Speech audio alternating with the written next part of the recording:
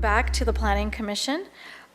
This is the March 16th, 2023 Planning Commission hearing, and I will call the hearing to order at 1:01 p.m. Ms. Esparza, could we please have roll call? Thank you, Chair Bonderson. I'll take roll call. Chair Bonderson. Here. Vice Chair Bauke. Here. Commissioner Boss. Present. Commissioner DeLuccio. Here. Commissioner Lodge. Here.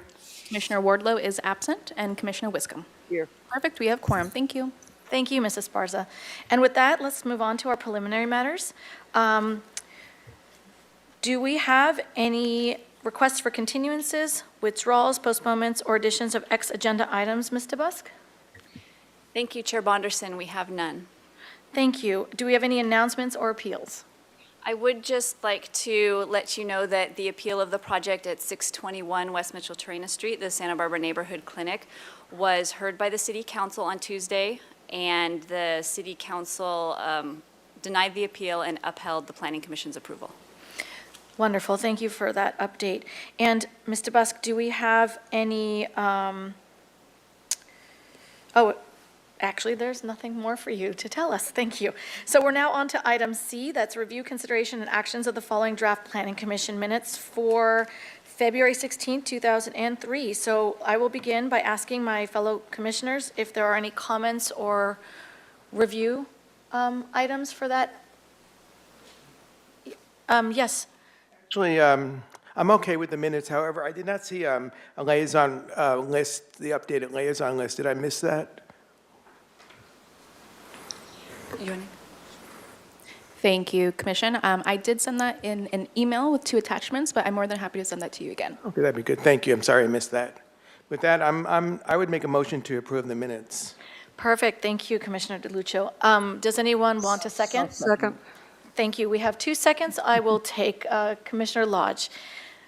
Thanks. Okay, so before we usually do public comment on this, and I think we did that out of order because of the way that happened. Do you want us to still open it to the public? Yes?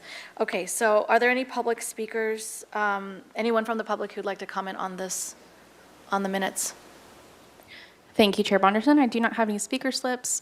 Turning to virtual public comment, if anyone would like to comment on the approval of the minutes, please raise your hand and we can call on you. Not seeing any raised hands, so back to the Commission. Thank you. All right, and Ms. Ostringer, can we go ahead with that motion in second, even though it was out of order? Yes, did you all vote on it? No, we ahead. haven't voted yet, but I just wanted to make sure we could move forward at that point. Thank you. Mrs. Esparza, would you please take a roll call vote? Thank you, Chair Bonderson. I'll take roll call vote. Commissioner Boss? Yes. Commissioner DeLuccio? Yes. Commissioner Lodge? Yes. Commissioner Wiscombe? Yes. Vice Chair Bauke? Yes. And Chair Bonderson. Thank you. Yes. Motion passes. Thank you. Thank you. So that takes us to comments from members of the public pertaining to items that are not on today's agenda. Mrs. Esparza, do we have anyone in person or remote that may like to give us public comment at this time? Thank you, Chair Bonderson. Currently, I do not have any speaker slips. If anyone in the audience would like to give a speaker slip for general public comment, please go ahead and do so now. Turning to virtual in the meantime, if anyone joining virtually would like to speak on general public business, please go ahead and raise your hands and we can call on you. Not seeing any raised hands, and I do not have any speaker slips, and we received no written correspondence, so back to the Commission. Thank you. Thank you. So that allows us to close general public comment, and we will now move on to item 3 for a project located at 1018 Garden Street. Do any commissioners have any ex parte communication that need to be disclosed at this time? Commissioner DeLuccio? Well, we did a site visit on Tuesday. I did show up to that. I don't need to disclose that? No. Okay. All right, so we will go ahead and invite Pilar Plummer. Ms. Plummer is here from the city to give the staff presentation. Are you ready? Yes, thank you, Chair Bonderson. Thank you. Go ahead. Great. So thank you again. I'm Pilar Plummer, Associate Planner with the City of Santa Barbara Planning and Zoning Division. And the project site that's before you today is located at 1018 Garden Street between Figueroa and Carrillo Street in El Pueblo Viejo Landmark District. And the property is zoned CG Commercial General. The project is a proposal to convert an existing 13-unit hotel to commercial condos. The discretionary applications that are subject to the Planning Commission's review is a tentative subdivision map for a one-lot subdivision to create 13 commercial condominium hotel units, as well as a determination that the project is categorically exempt from further environmental review pursuant to CEQA guidelines, section 15301, existing facilities, and also regarding the project, there's no changes to floor area proposed or to parking. So some general background on the project. The project was first submitted as a building permit on August 12, 2022. So a building permit issued for conversion of a prior office to a 13-unit hotel. Under that permit, this included minor exterior improvements and an interior remodel. In September of 2022, the applicant submitted to the city an application for a one-lot subdivision for the change of ownership structure to condominiums. And then regarding the review authority, Planning Commission review and approval is required in this case because the project involves condominiums cumulatively exceeding 3,000 square feet of floor area.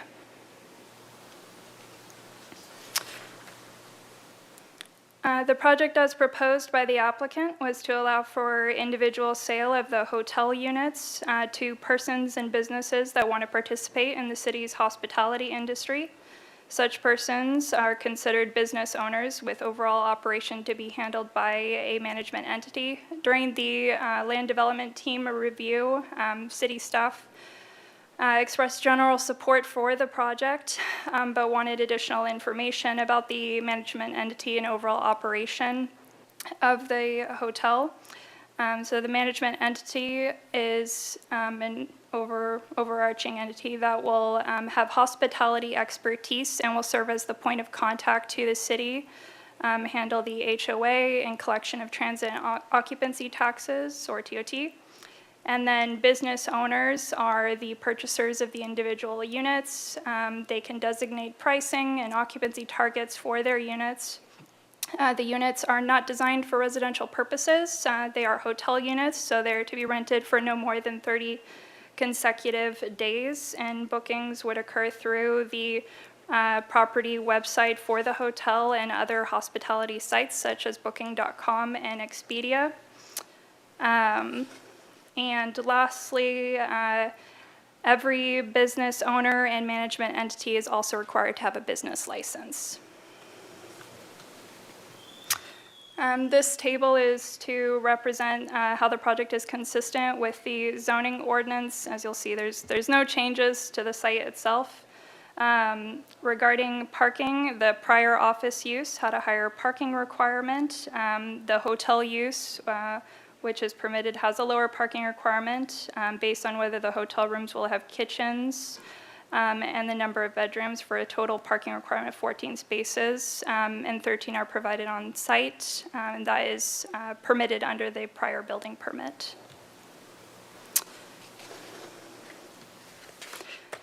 To the right, you'll see just an image of the project location approximately off Garden Street. The general plan land use designation for the site is commercial, medium, high-density residential, so 15 to 27 dwelling units per acre.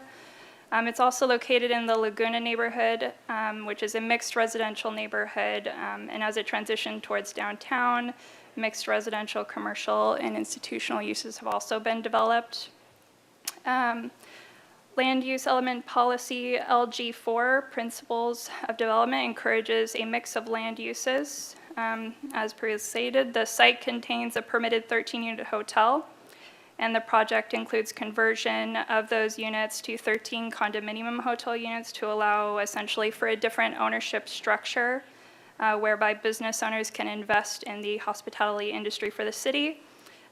While the general plan does not expressly include hotels under the commercial, medium, high-density residential designation, hotels are allowed use in the CG zone, and the general plan notes that the Laguna neighborhood, as it transitions towards downtown, has been developed with commercial and can be found appropriate and consistent with the general plan.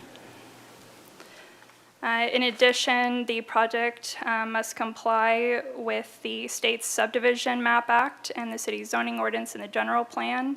And there are also additional findings. The tentative map is consistent with the general plan and zoning ordinance. The hotel is a permitted use on site and appropriate for the CG zone. And the commercial medium high-density residential land use designation, because commercial uses have been developed and are allowed within the zone and neighborhood as outlined in the general plan. Additional findings for approval include physical suitability of the site, whether the project would cause environmental damage, public health issues, affect access to public resources, or violate water quality requirements.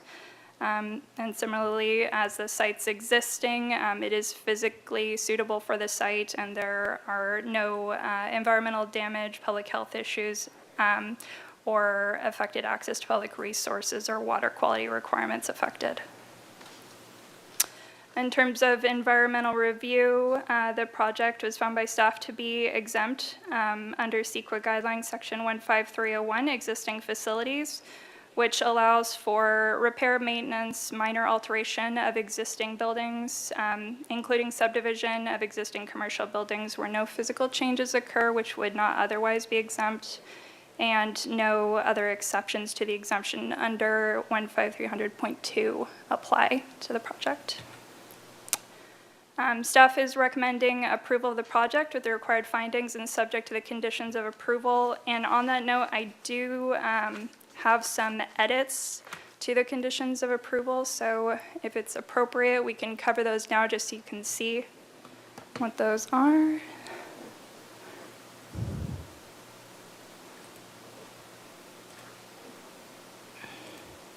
Okay. And let me see if I can make this a little bit larger.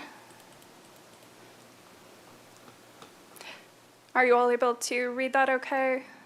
The edits are in red, and I'll keep this open in case there's any additional edits later. But I added the date for the applicant letter, March 7th, 2023.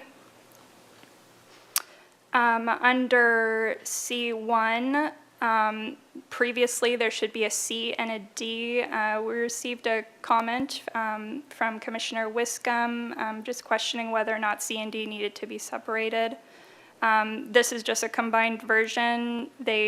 Both C and D reference a means of providing information to hotel guests about transportation methods. So that's been combined here. And means, just for clarification, could be, it's essentially up to the applicant owner, but it would be through brochures or information on the website for the hotel.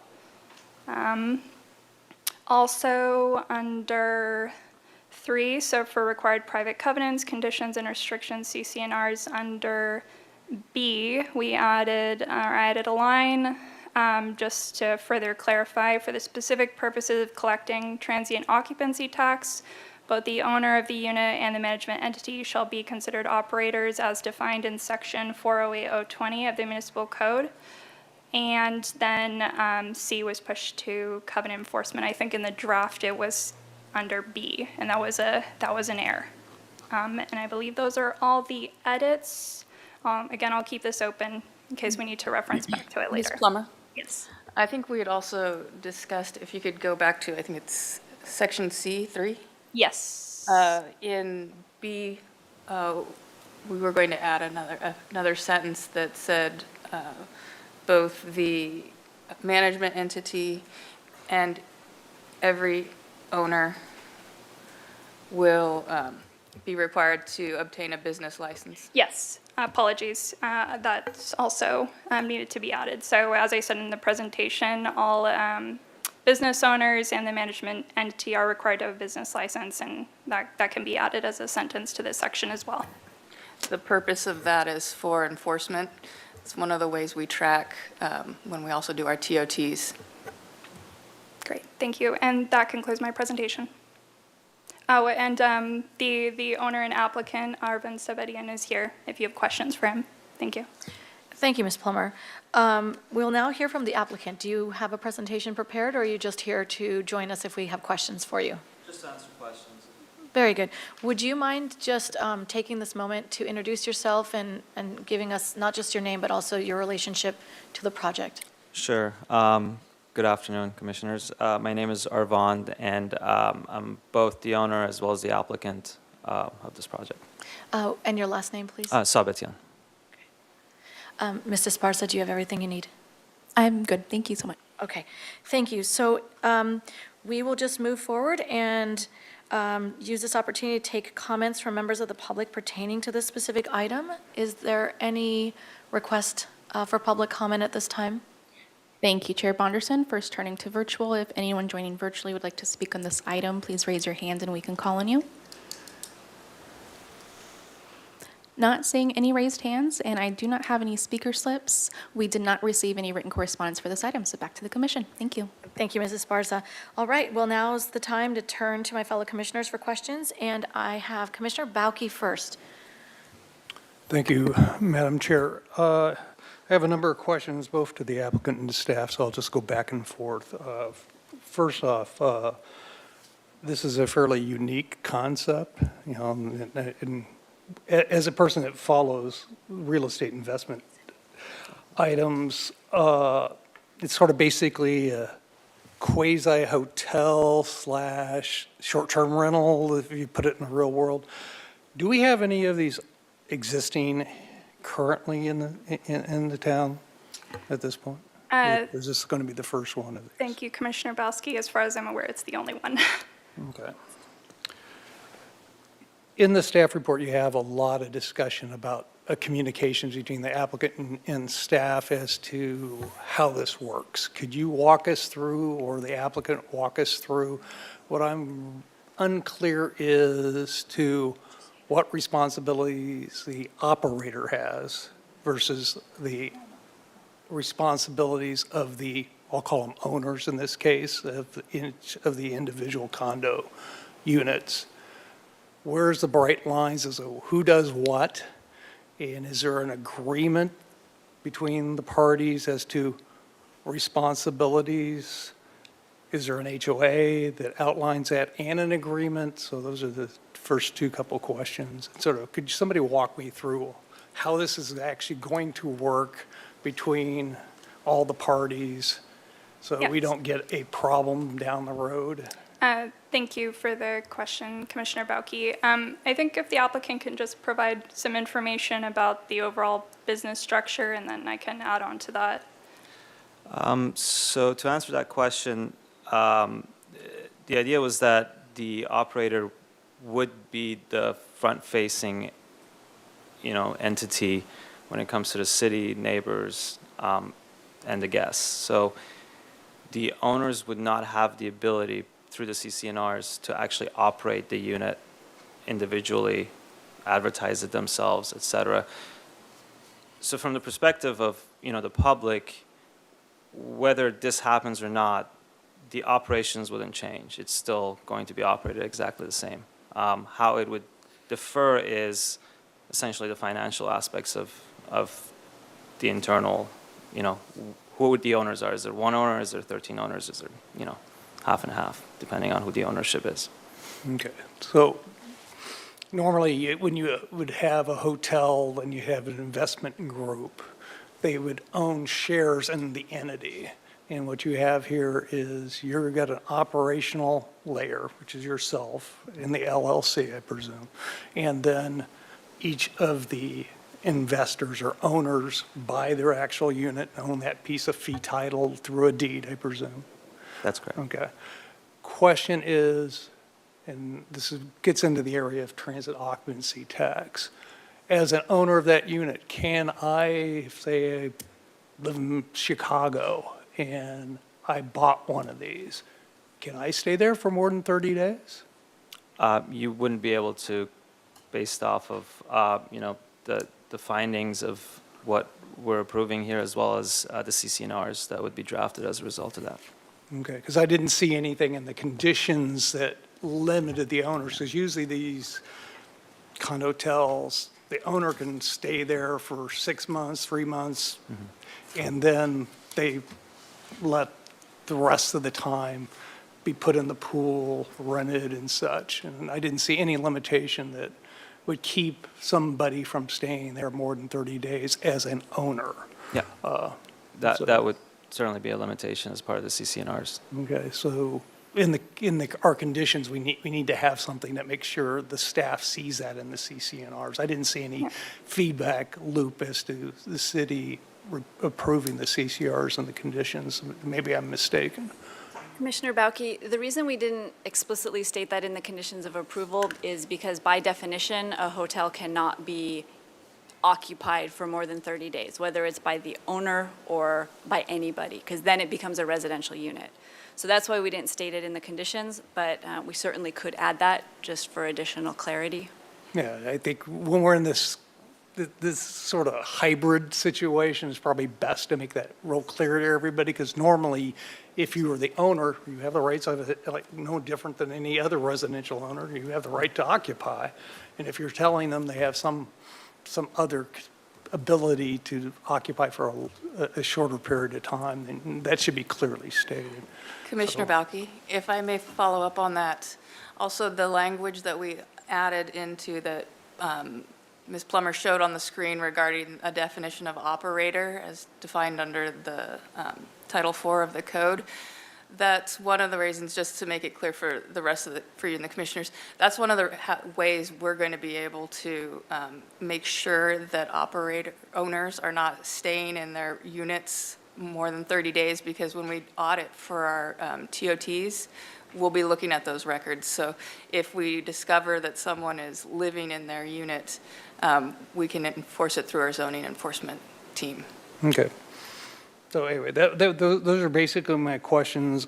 You know, we're in this sort of this gray sorta condo slash sorta short-term rental quasi area, and I noticed that this property is right adjacent to the change in zoning designations of the neighboring property. If he had the same facts, couldn't do this project at all.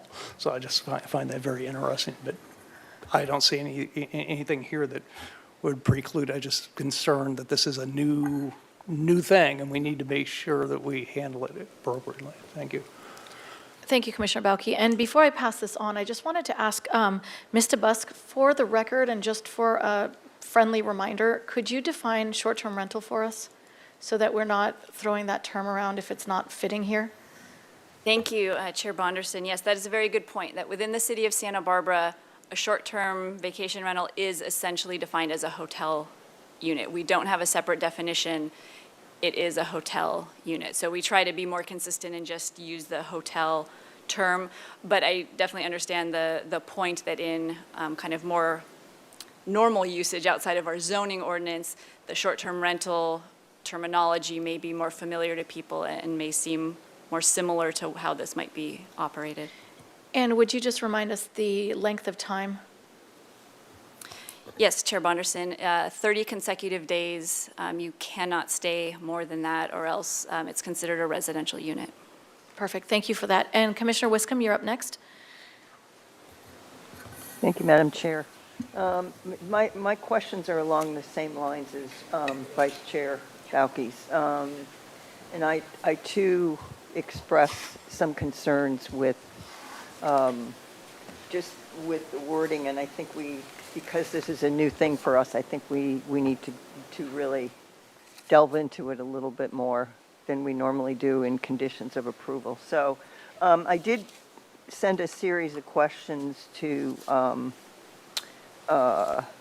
Ms. Plummer about the setup, particularly of the conditions of approval. So just bear with me, because I got the answers today, and I'm just going to have to kind of stumble through them. So if you go back to your addition to C3, I think you were adding a C. Yes. Is that C? Oh, okay. You had said every owner is required to obtain a business license. Where is that? Thank you, Commissioner Wiscombe. So as Ms. Ostrander mentioned, that's not currently in here. So after the municipal code here, we would add a sentence just clarifying that every business owner and the management entity is required to have a business license. Okay, because in your email, you said, for the specific purpose of collecting transit occupancy tax, both the owner of the unit and the managing entity would be considered operators as defined. Okay, you've got that in there, okay. So you're also going to add another, and you've got this under management entity. Is that where this belongs? Because the manager, I don't think that's where it belongs, because the manager is the manager of the hotel property, not one of the owners. Yes, So I can could agree we- with you on can that. we separate that and put in, because I have a lot of, as I've said, I have a lot of question marks about the word owner in here. Okay. And where the responsibilities belong under owner. So I just want to make that clear. So can we move that, since that's about the owner of the unit? Oh, could we make a separate section that says operational entity or operators or something like that? Commissioner Wiscombe, and I'll check with Mr. Busk also, but I think under this, we could just say business owner and clarify, provide a general definition of what that means, and then also align that the business owner is required to have a business license. So it's separate. You could add a definition of a business owner. Yes. That would be really helpful because, and I think you kind of pushed back on that earlier, but, Yeah. Commissioner, I was looking at a different owner, hence Chair- the confusion. Chair and Commissioner Wiscombe, if I could just clarify, we stayed away from using the term business owner because it is condominiums. So the owners are actually real property owners. So that's why we were saying owner and then using the term management entity as to make that clear. And with regards to the owner, just really, so we use the general term owner because it's possible, even though that this is being subdivided into condominiums, that it still remains in one common ownership. You know, it could be subdivided and the LLC just owns all of the individual units separately, or he could, or she could sell them each one individually. So this section was intended to, when they do the CCNRs, to go to the real property owner. But I agree, perhaps like we call them real property owners or unit owners, as opposed to a business owner, so that it's not confused with the management entity? yeah, I think that's fine, or, yeah, real property owners, maybe put that in as terms of real property owner with the parentheses around the S. So if there's more than one, then, you know, we've covered that.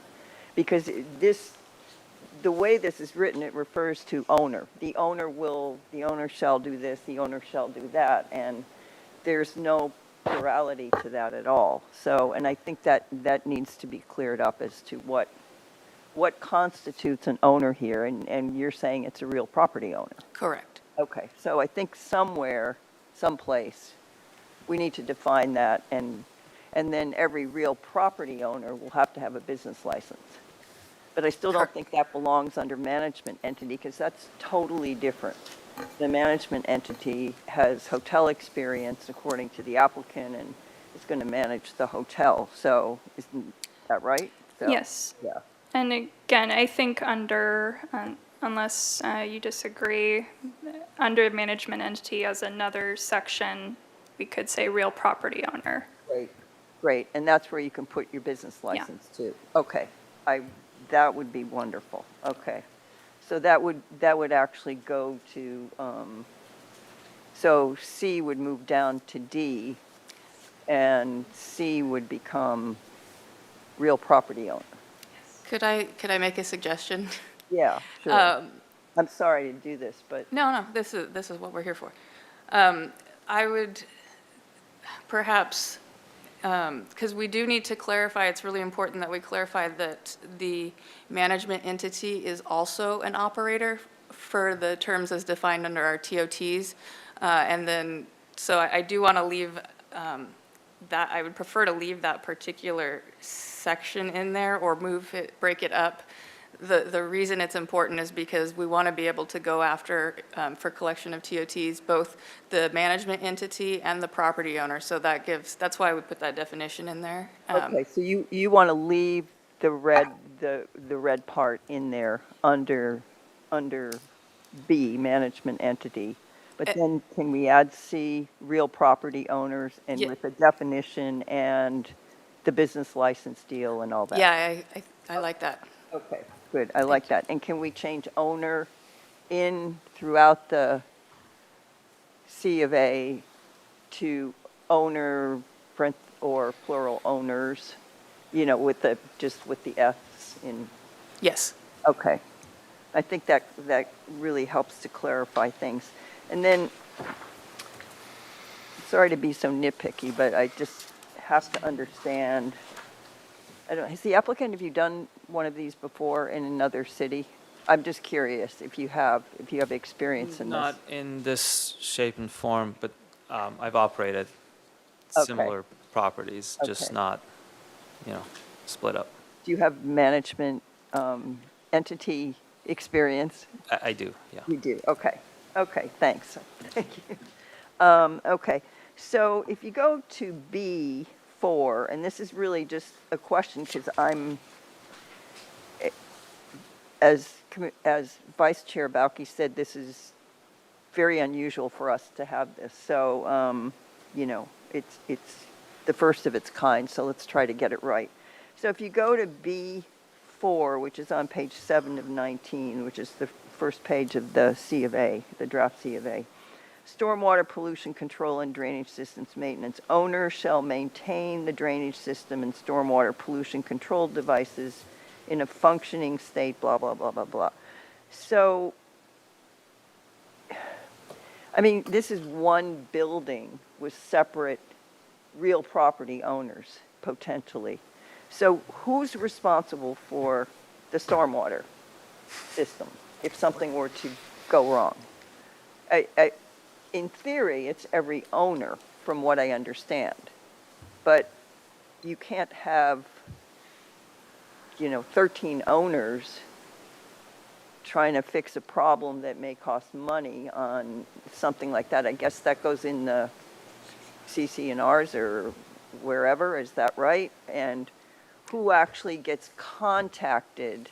It wouldn't be any different from if this was a residential condominium development. There's an HOA that would be responsible for that. The HOA is supposed to be properly funded to be able to deal with these sorts of circumstances. I'm not worried about the funding, I'm worried about the responsibility. The responsibility would be the HOAs, right? And then the management entities representing the HOA in all of these matters, including compliance with all city.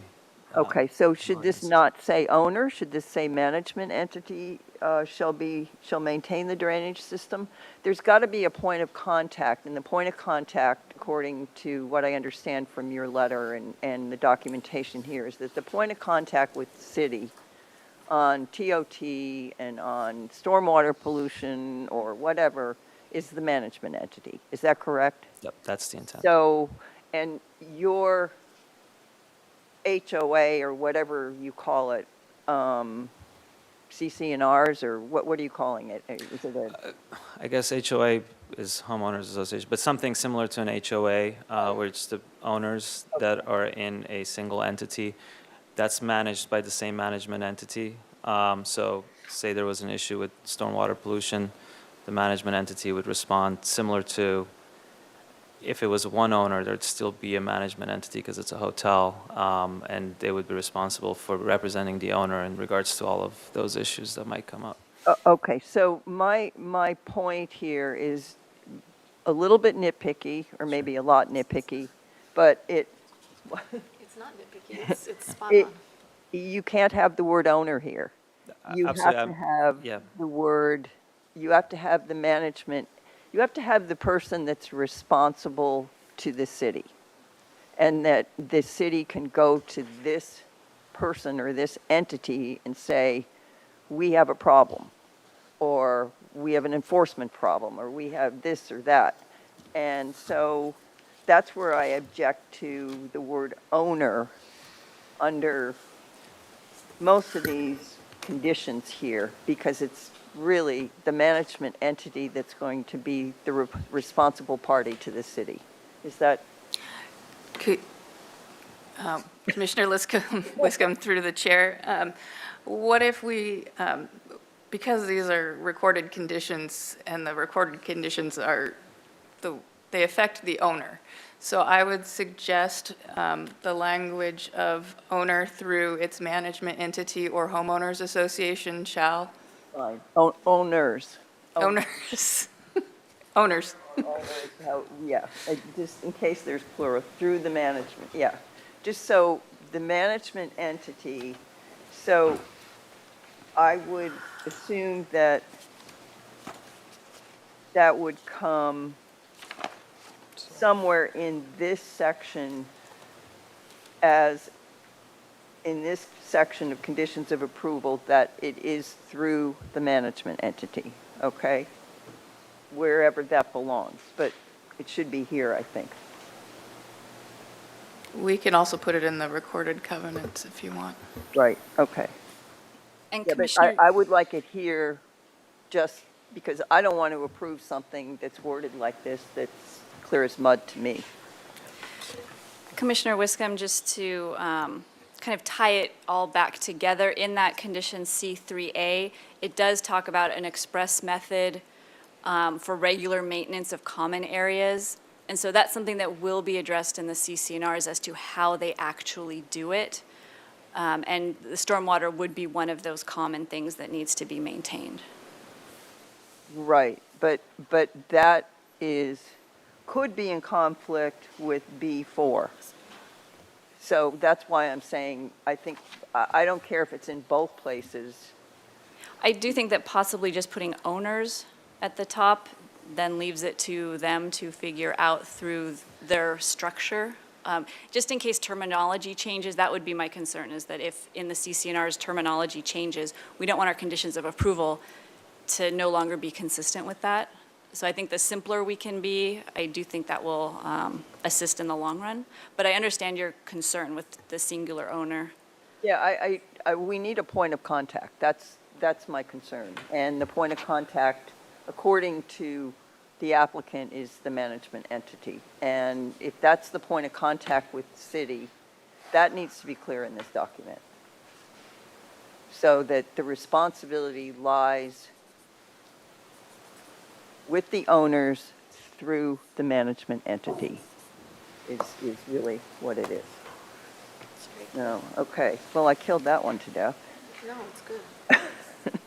So, did you have something? No. I know it's a little bit non-traditional for me to step in when somebody's speaking, but I have a question that fits right here.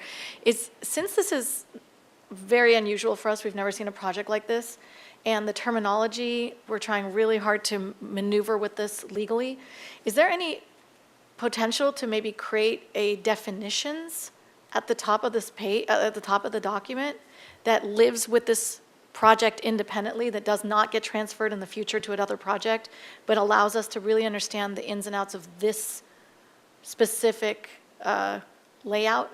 That's kind of where I was going originally in my email to Ms. Plummer, was to have a definition section so that but After everything we've been talking about, it sounds like it might be worth an idea. I think it can be cleared up with the discussion that we just had. As long as it's clear in this C of A that the owners are responsible through the management entity, and that the management entity is the point of contact with the city. Yes. That, if that's made crystal clear, I think that clears up a lot of the the mud in this. Do So, you think it requires a definition of who those owners are, the owners of each unit? well, we're going to add the real property owner section. Yeah, that we're already adding that. There, yeah, just to follow up what you're saying, Commissioner Wiscombe, we are still adding a section that talks about the real property owner and who those are. Yeah. Okay, good, okay. Okay, let me see what else I have here. Okay, we already beat that one to death. Okay, and you did change that, the section about the display section. You shortened that, and I Yes. appreciate that, that's good. Okay, let me just see.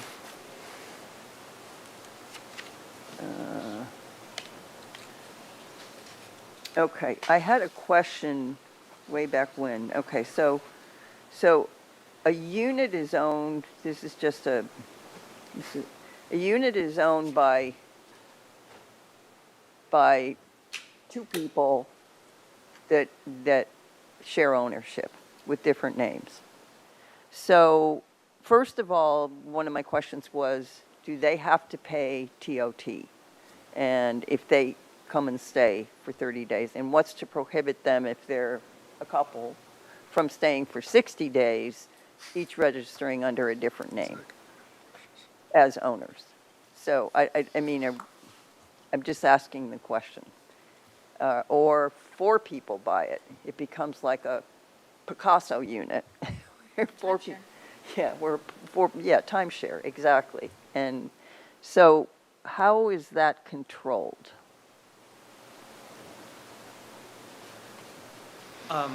Commissioners, I mean, I'm open to kind of figuring that out. I would assume it's more of using the conditions as a vehicle to address the specific concerns that you have.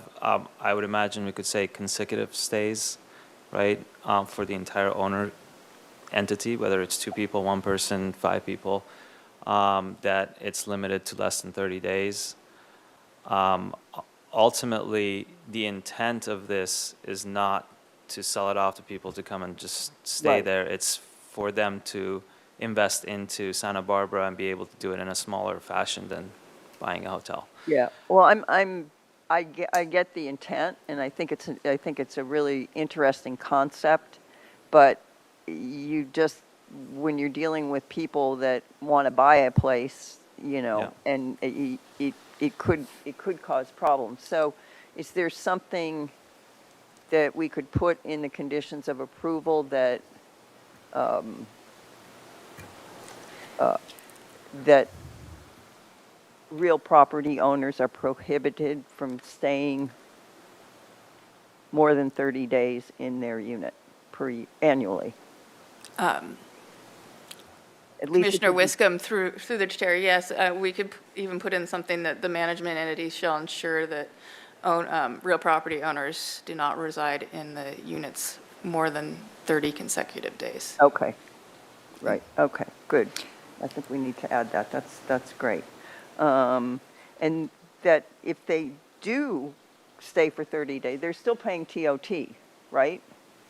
Are they paying TOT or not? So one of my other questions was, I hate to take up all this time, but one of my other questions was, okay, according to the documents, the real property owners can price their unit. Is that correct? That's, which really confused me because they're not in the hotel business, but, Yeah, so, I mean, I'll tell you how operationally it's going to work. The management entity is going to price the hotel. I'm sorry, the management. management entity will price the units, because the management entity will know what to price the units. Someone who owns one of these 13 isn't exactly going to know exactly what the pricing is. But the pricing strategy might be different between one owner than the next. Someone might charge more, someone might want more occupancy. I'm open to transferring that to the management entity entirely so that the management entity sets occupancy and pricing targets for the entire hotel like you would traditionally. that's fine. I don't know if that's even entered into the conditions or not. Besides that, yeah, does that address your question? Well, that helps address it. I like Ms. Ostringer's comment about adding that next, whatever that section is. We'll have to keep track of what gets added here, but, Yeah, I'm trying to keep track. It's a zoning enforcement issue as well. So as the city won't allow it, and the management entity can also, come to the city if for some reason an owner is having a problem, and we'll work through it through zoning enforcement as well. okay. So would you put this maybe under the definition of real property owners, that they're restricted from residing in the unit for more than 30 days annually? Where would that go? Well, it could theoretically go two places, and Ms. DeBoski, it could go in the real property section where it says that, where we're also, I think, putting the owners will each have an individual business license, and then we could add something, and owners are prohibited from residing in their units for longer than 30 consecutive days. Then you could put it in a section in the management entity section that then compels the management entity to enforce that covenant. Okay. And you had made a statement about, and I think I wrote it down correctly, owners don't have the ability to operate the unit. So, but in your documents, you said they have the ability to price their unit. So, but then you said you're willing to move that to the management entity. It just seems like a cleaner deal if you're getting an experienced hotel manager, which is what's implied here and what's presented here, that they're the ones that price the units. Sure, yeah, and I don't foresee most owners wanting to price their own units anyways. So, that can be moved to the management entities. Except when they stay there, and then they can price them at zero. That's, Yeah. that was kind of the red flag for Got me, and, they own the unit, they should be entitled. It's just that we don't want this to turn into, kind of a bending of the rules for, multiple ownership of one unit, and then it becomes a condominium Picasso, a timeshare, as Chair Bonderson said, that is not, kind of beats the system. So, okay. And I mean, they're not big units, so it's not like you're getting they're pretty small. So, okay. Do you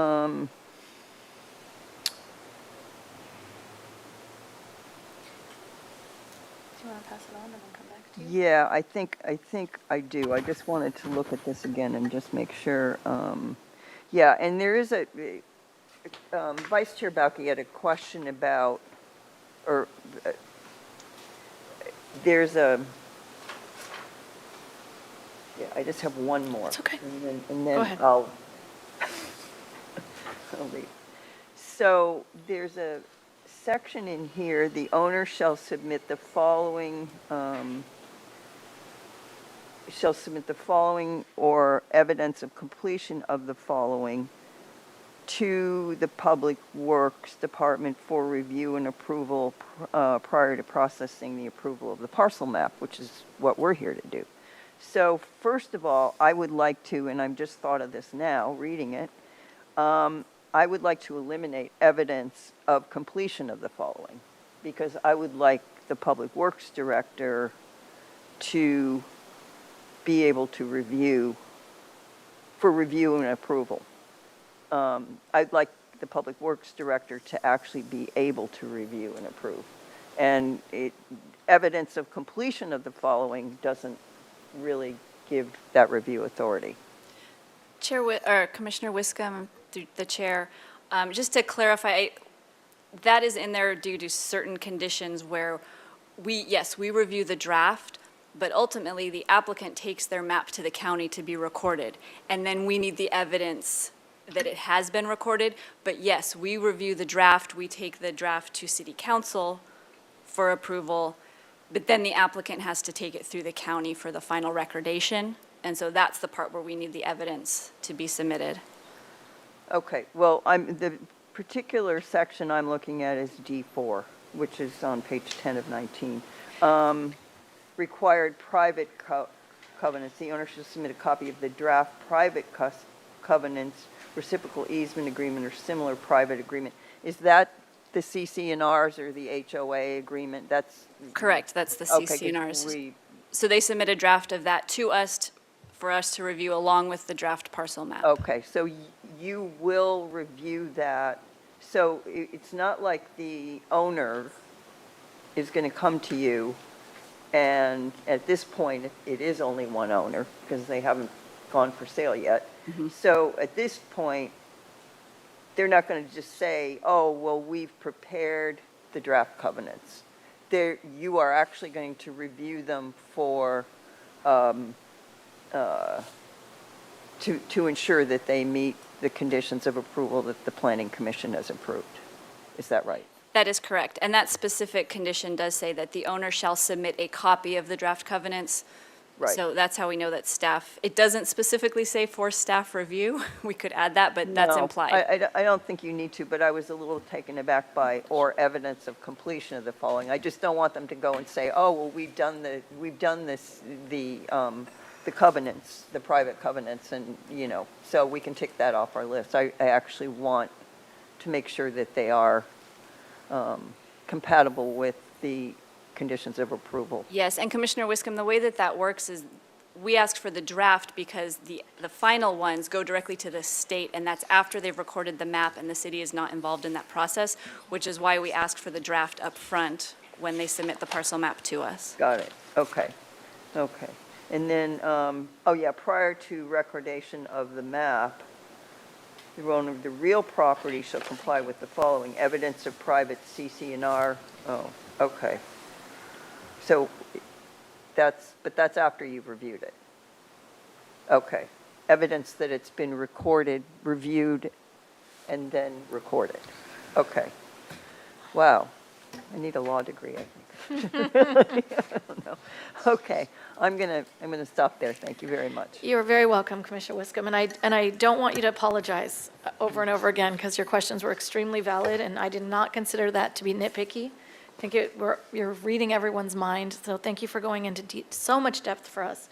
Next, we have Commissioner Lodge. Thank you, Madam Chair. Also have questions for the applicant. Currently, you own the entire property.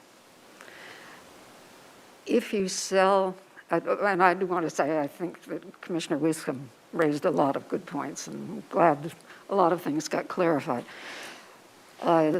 Suppose it seems such a complex way to handle this property as a hotel.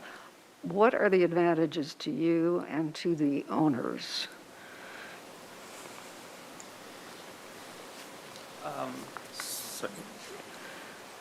Maybe I can rephrase the question to understand it. You mean, what is the advantage to me and the owners of doing this? Yes. I think the main advantage that I see for the owners is that they can, participate in an investment vehicle that's not as large as a 13-unit hotel, right? If you wanted to have two of the units, and that's possible here. And what happens if all of the units are sold? Are you then out of the picture? Well, I mean, technically, I don't own the property anymore, but if I am still operating the management entity, then I would be the manager of the property at that point. Oh, so you anticipate being involved in the management? At this point in time, yes, but I can't certain what the owners are going to want, when they're all sold. Okay. All right, well, thank you. Those are my questions. Thank you, Commissioner Lodge. Next, we have Commissioner DeLuccio, please.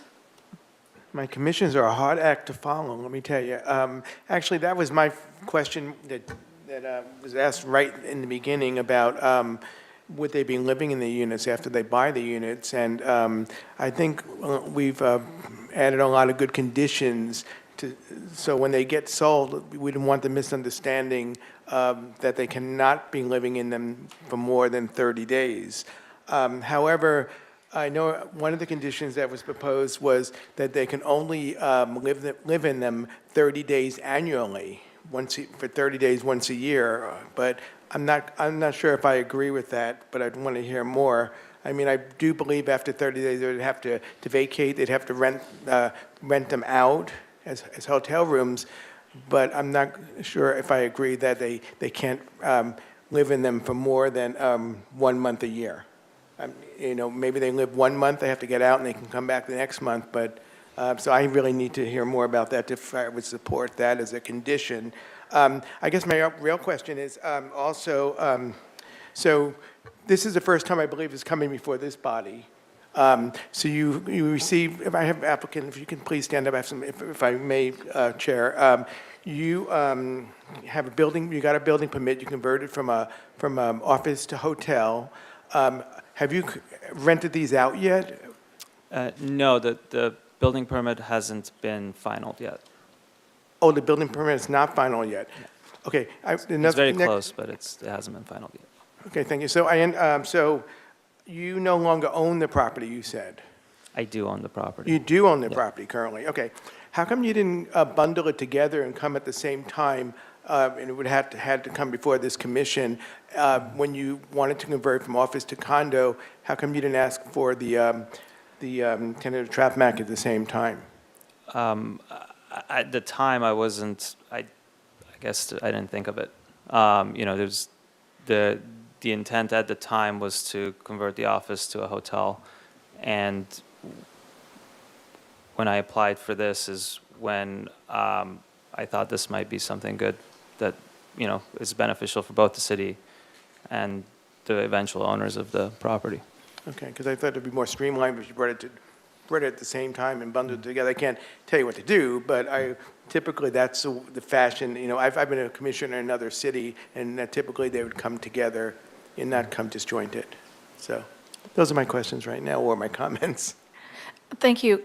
Commissioner DeLuccio, there was a question in your first sort of statement, and I wanted to bring us back to that. Did you want an answer to that question?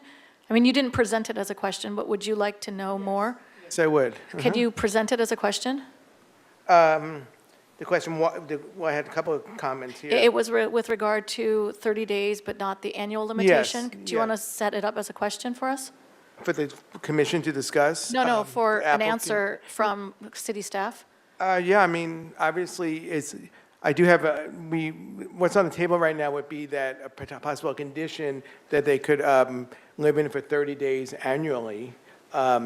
Is it possible that we can put a condition that they, obviously after 30 days, they need to vacate, but they can live in it more, they can come back multiple times during the year, or we can set a set number of times a year that they come back for up to a 30-day period to live in it? And maybe you can also speak on how that would affect the TOTs.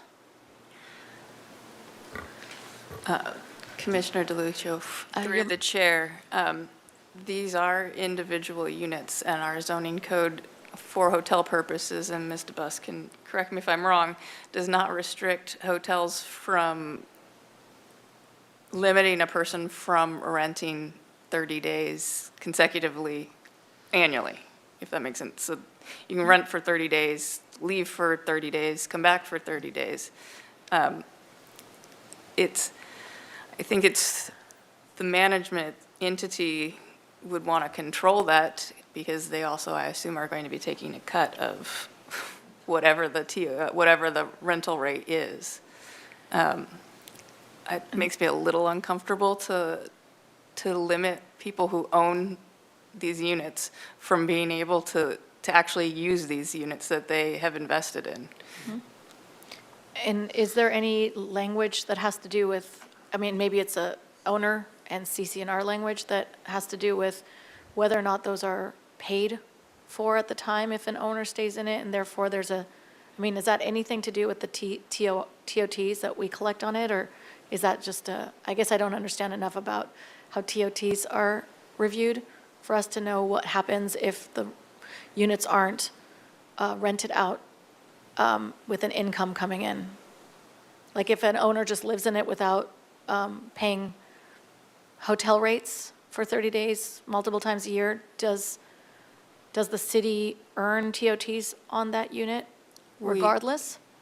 We collect TOTs based on the amount of money that's collected from when it's being rented. Occupancy, yeah.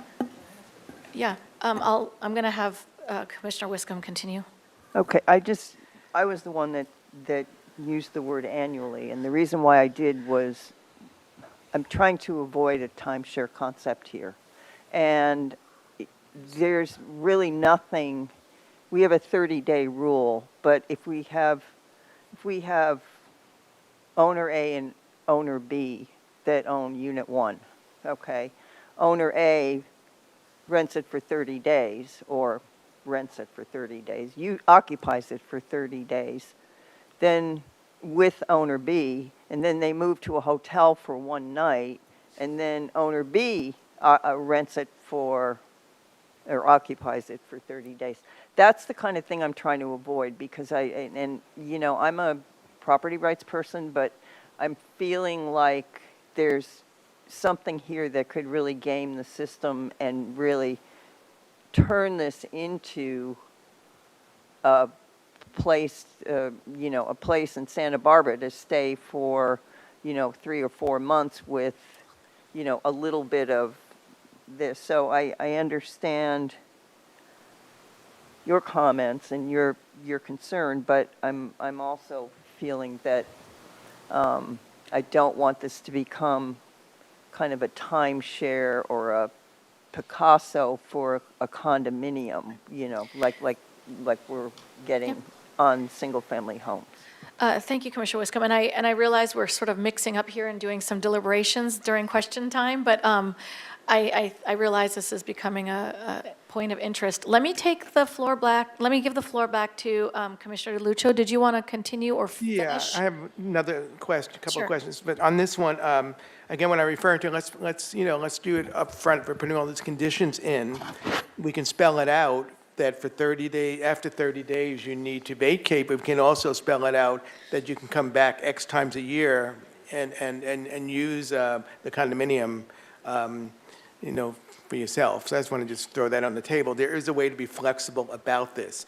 The other thing I want to just say is when this gets recorded by the county, this is a question more for staff, does the conditions of approval, do they also get recorded by the county? So they get recorded as well? And when they come up with the CC&Rs, which you guys will review, that make sure that these conditions also, they're incorporated into the CC&Rs, as well as recording the conditions of approval with the county. Okay.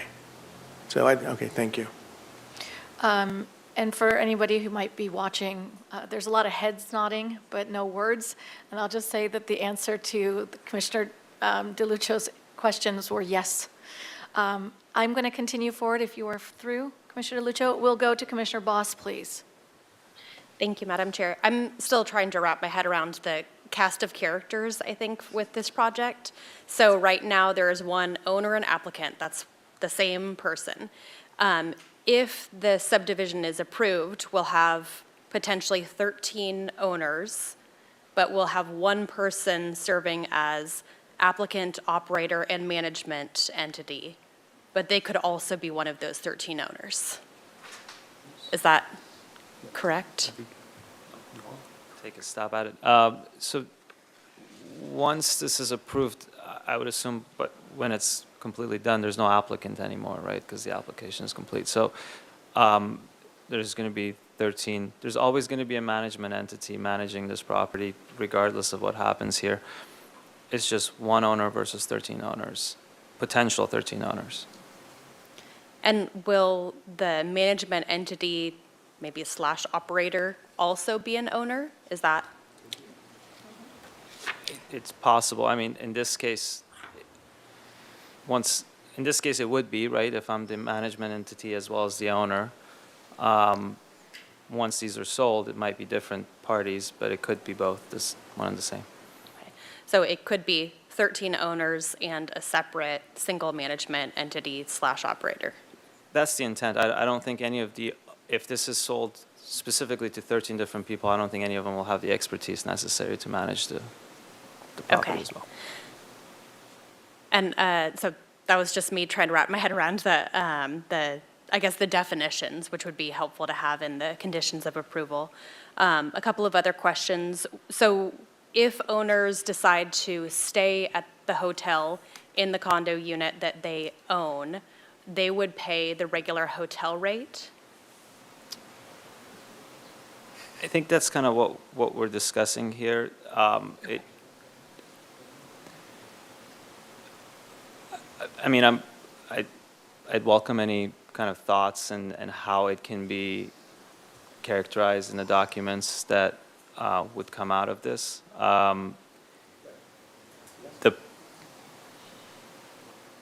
The problem with the hotel rates is that hotel rates are determined by demand.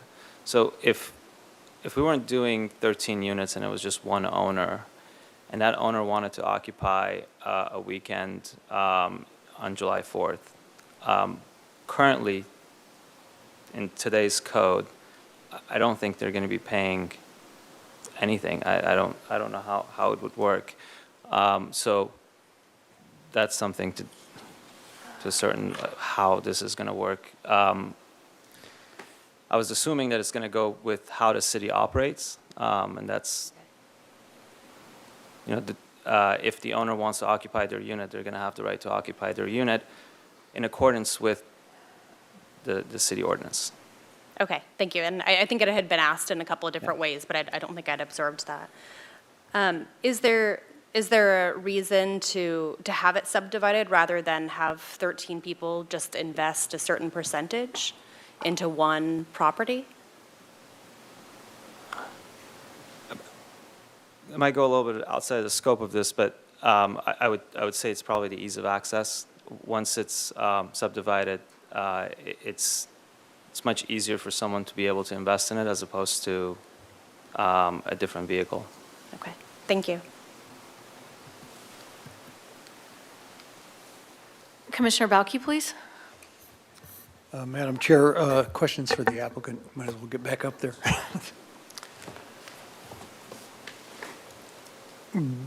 Number of questions. Okay. Maintenance of the building is going to be through the HOA entity / operator. Is that correct? That's correct. Utilities now, per the condominium requirements, are all separated to individual metering. Is that correct? At least Some of the utilities, gas is not. gas is not. The bills for the utilities are going to go to the property owners or to the The management. management entity? So you're going to get 13 technically bills for water and sewer and things. So and that goes to, okay. Trash is going to be done by the operating entity. Yeah, so for the utilities that are separate, obviously they're separate. The operating entity would pay them and then would get reimbursed by the owners based off of whatever the bill is. The utilities that are not separate, trash and gas, they would get split up how, in any other case, it would get split up, be it a office building that has condos or residential building. With us, it would be based off of occupancy. So we would split it up based off of that. Okay, property tax, who's paying for, they're going to have 13 property? That's I'm trying to going to be understand. completely separate. Once it's condominiumized, then the county would bill each owner separately. The owners generally are responsible for that. I don't envision that the management entity would pay the property taxes. But who would own the the bigger lot, since the condo units are technically airspace condos, is that correct? Yeah, And so theref- the HOA would own the common areas, and, whatever taxes are And they as would- part of that, then they would be paid by the management entity and split up And they'd between get the owners. property tax bills for Yeah. that? Okay. All right. And back to the fundamental question, I think everybody keeps trying to get their head around is, why go to a condo versus having the LLC have undivided or interests? I mean, as a real estate investor, I've been in deals that have multiple parties, could be hundreds. I mean, you could have 13 owners of, you'd have offered up in your LLC from an investment standpoint, 13 entities and not have to go through that. I'm trying to understand what the benefit is. Normally, when you get into the condo hell, we'll call it whatever term they use nowadays, it's because they get fee ownership and therefore they can control how long they can stay. They could use it. And that's my understanding of why people go through the process. And then you answered my question right off the bat, saying you're going to control how it's marketed, not the owners of each of these individual units. So I'm trying to understand sort of what's the benefit to somebody buying into it other than occupancy versus other ways this could be invested in. I believe I already addressed that in the last answer, but I'll kind of maybe use an example. If you had an office building of 13 units, and granted the people who are going to be utilizing those offices are going to be actually inside the offices, but if we were to think of the utilization of that space by someone who's having their office there versus someone who's going to take advantage of, the hospitality industry of in Santa Barbara, or, invest in it, same utilization, would it be easier to have one entity that 13 different businesses are owners of in an office building, or would it be better to have 13 different office spaces so they can have easier access to that real estate? That's ultimately the end result here. It's much more difficult to have 13 different owners of one entity that owns one lot as opposed to 13 different APNs. Okay, thank you. Go ahead and stay up here. I have some questions for you, sir. If I don't have anyone else with their lights on, I'm going to go ahead and take my turn. So my first question, and it's a bit of a continuation, forgive me, I might even be rearranging the same question, so bear with me. You might have to answer it one No more worries, time. I'm particularly curious about, earlier you said you are the owner, is that, okay, because for a moment I thought you said you weren't the owner, so yes, you're the owner at the moment. I'm assuming, based on what you've said so far, correct me if I'm wrong, that you're planning on selling these 13 different units, and then once you sell them, you may not, you may no longer be the owner, and you might just take a management entity role? Is that where you were going with that comment earlier? Or would you somehow maintain some sort of financial investment in the property as well yourself? My intent is not to sell all of the units, but it can be sold. Obviously, it's a 13-unit condominium building, if it were to be approved. And the management entity is separate. I have expertise in that area, so right off the bat, I would be managing these 13 units, whether I own one of them or 13 of them or half of them. And presumably, I don't see any reason for that to change unless years down the line, the owners decide that they want someone else to do that work for them, and then I don't have any control over that decision. So that makes this whole story a little bit more clear. So from what you just said, I have an understanding now that you're hoping to invest in some of these units and bring in some income yourself from renting them out as hotel rooms, right? That's correct, We got yeah. it, okay. Nice. So that actually goes directly into my next question. I was particularly interested in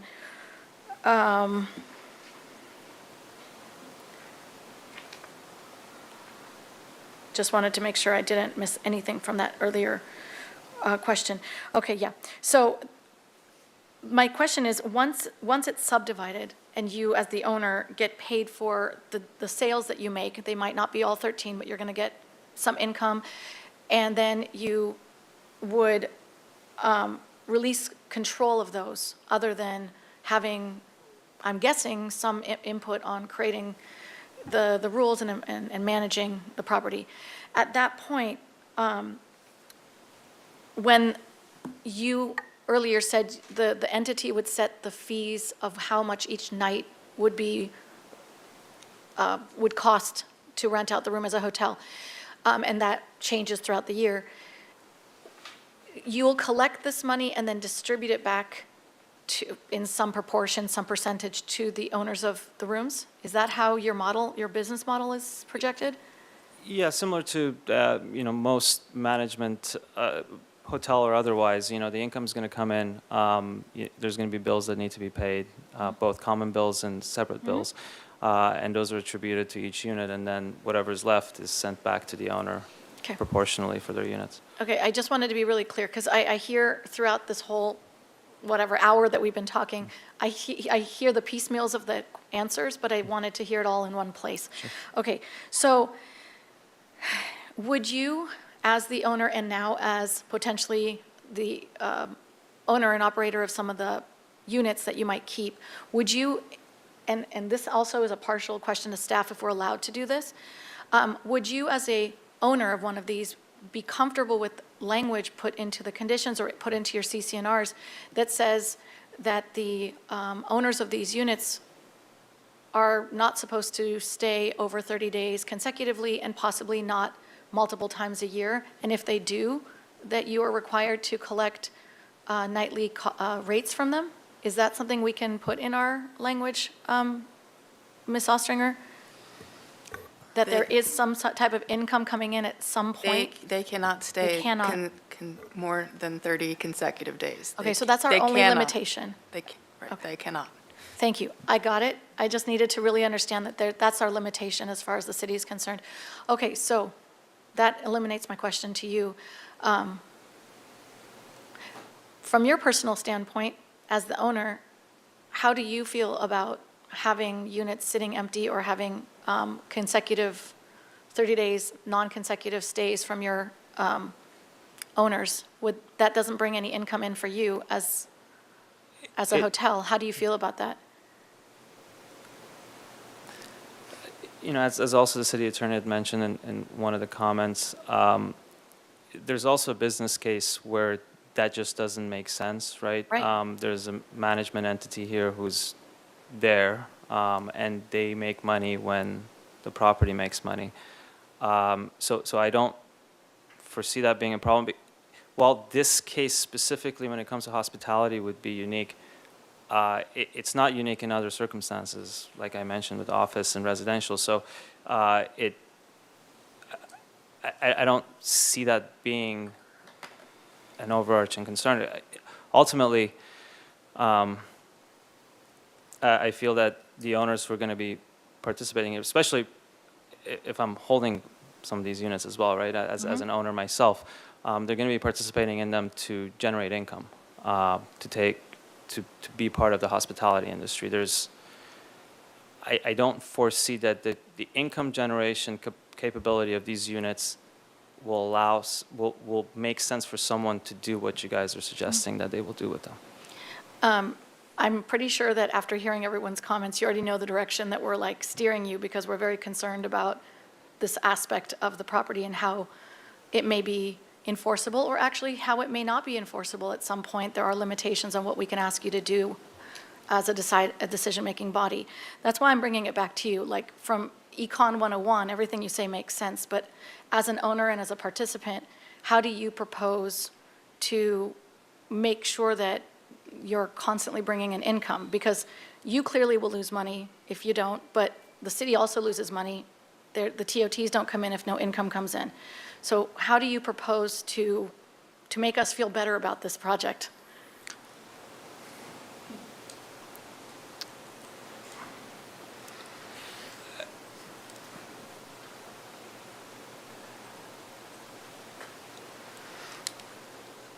So the case of this happening would still, if I own these 13 units and I wanted to have, you know, a bunch of my friends and family members stay there for 30 days and then leave for the night and then come back is very similar in nature, right? And that's part of the city ordinance, and it doesn't happen.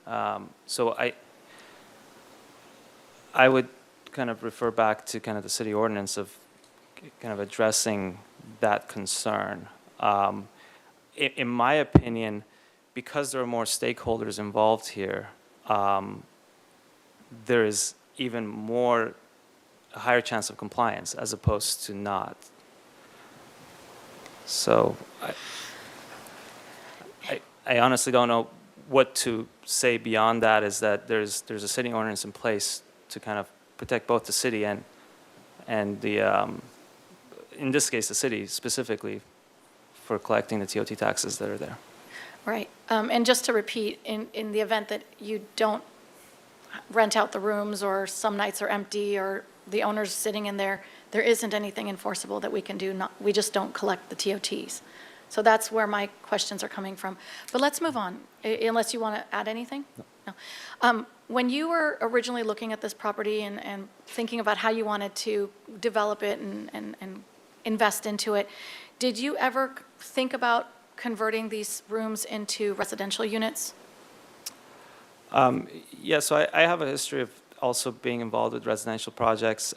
This property in specific doesn't fit because of how small it is, frankly. Residential units require the right amount of private open space and public open space, which we don't have here, so. Understood.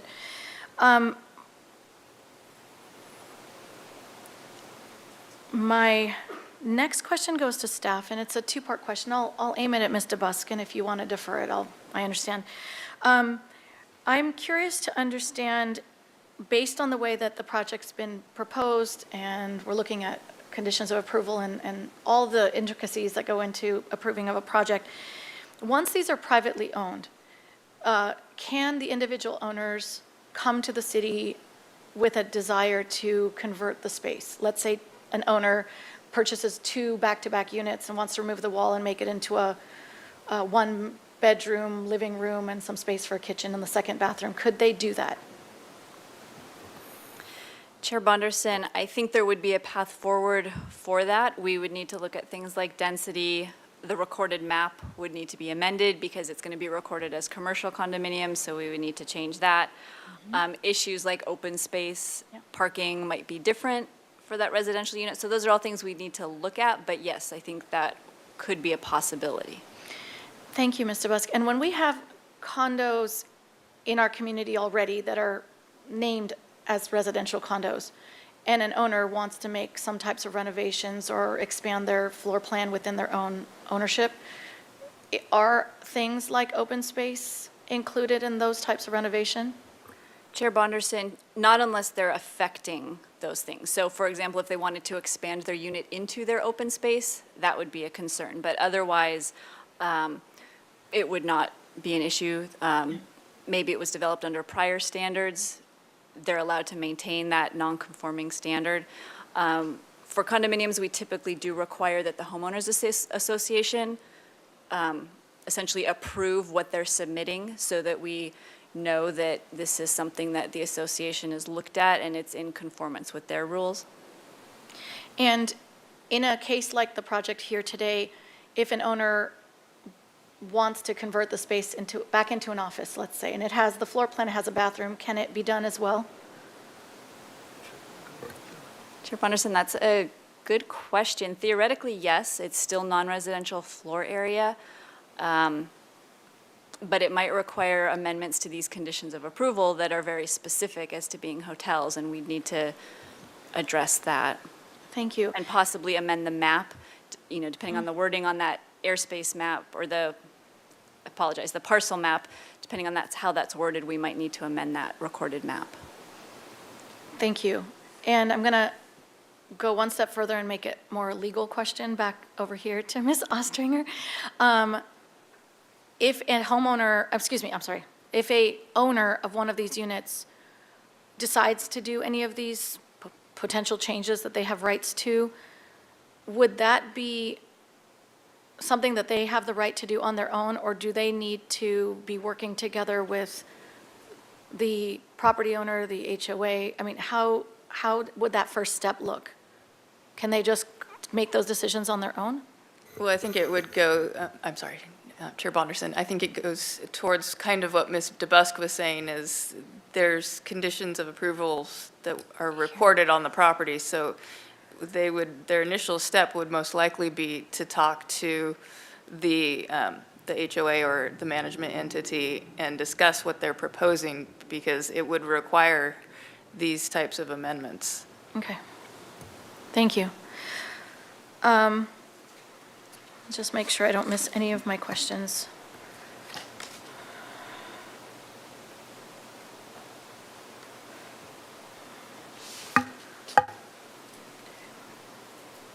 Okay.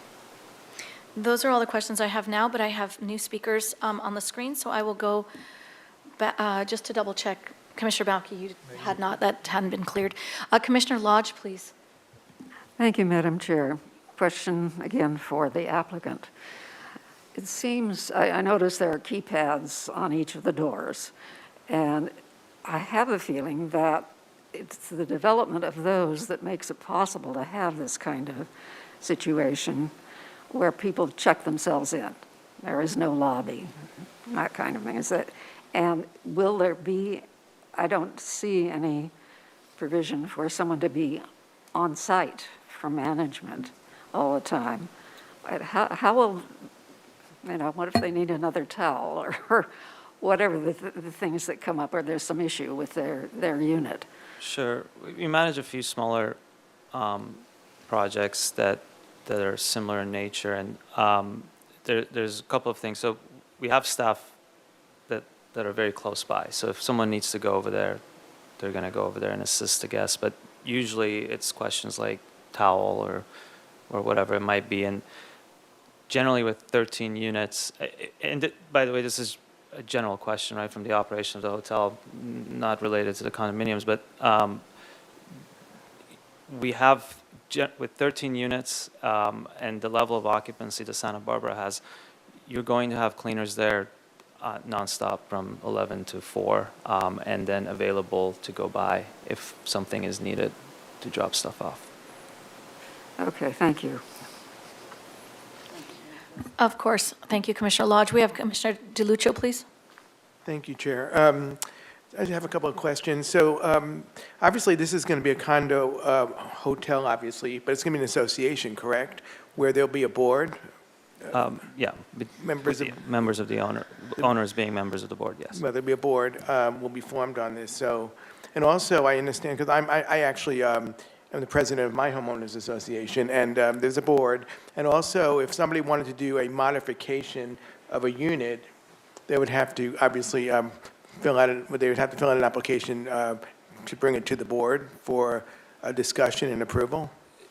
Yeah, I mean, it would be prudent to have limitations put in place where the board will need to approve modifications, because that's going to affect the other owners. And do you have experience, it sounds like you have other properties that you manage? Yes. Are some of them condo buildings? Residential, yes. Go ahead.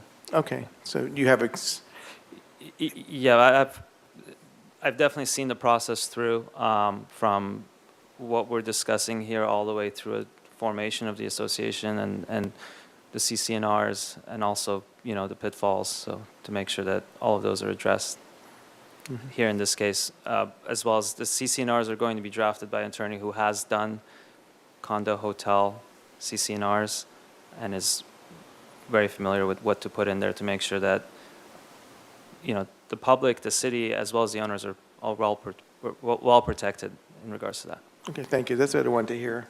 Thank you. And I do have one more question I realized I missed. And this is a continuation of a question Ms. DeBusk and I talked about prior, and it has to do with the language that we are using throughout this project. Now, it could go, this question could go to Ms.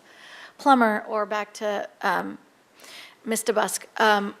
What was the reason that we are using the word condominium on these hotel rooms? If it's a hotel project, why are we using that term? Is it simply because, Chair I'll let you Bogderson, answer it. It's because of the ownership structure where they're selling airspace, Mm-hmm. and so that's just called a condominium, regardless of whether it's an office, a residential unit, or a hotel room. right, and the question, then the part of the question I don't really remember, if it was a yes or no, was, is this the first time you've seen a project like this for a hotel? Chair In Santa Bonderson, Barbara? yes. Yes, okay. Wow, okay, thank you. At this moment, I have no more questions. I have no speakers on my screen. Shall we move on to deliberations? Oh, yes, that too. All right, general public comment. What's that? At the beginning. Yes, we did. Yeah, you did it before questions on this one. That's the usual order, but there were no questions, so that's why it went so fast. Thank you. You're getting me to doubt myself. Okay, so let's go on to deliberations. I'll let you guys touch your screens and start here. So Commissioner Wiscombe is first. Please jump right in. Okay, thank you, Madam Chair. I think I've got everything written down here. Probably not, though. Yeah, if we can scroll through the revised conditions of approval, and let's see if I can catch everything here. I'm going to just start by saying this has been, the applicant has presented this as a commercial investment opportunity and an investment in the hospitality industry in Santa Barbara. And I think we need to keep that in mind when it comes to the 30-day restriction. That's how the applicant has said it's going to be used. It's an opportunity to make an investment in the hospitality industry here. And the only way that that can be transferred in a message to an owner is by having the 30-day restriction. And I prefer it be annually, but I'm not going to argue that. So I'm just going through this.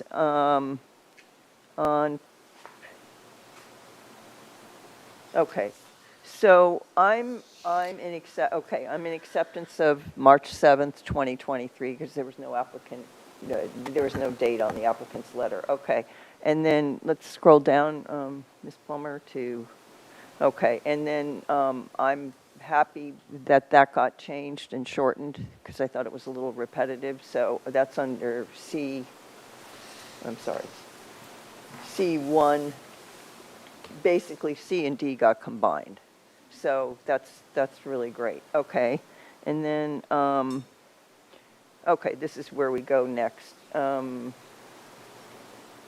We've defined the management entity, and Ms. Ostranger said to leave the part in red there under management entity.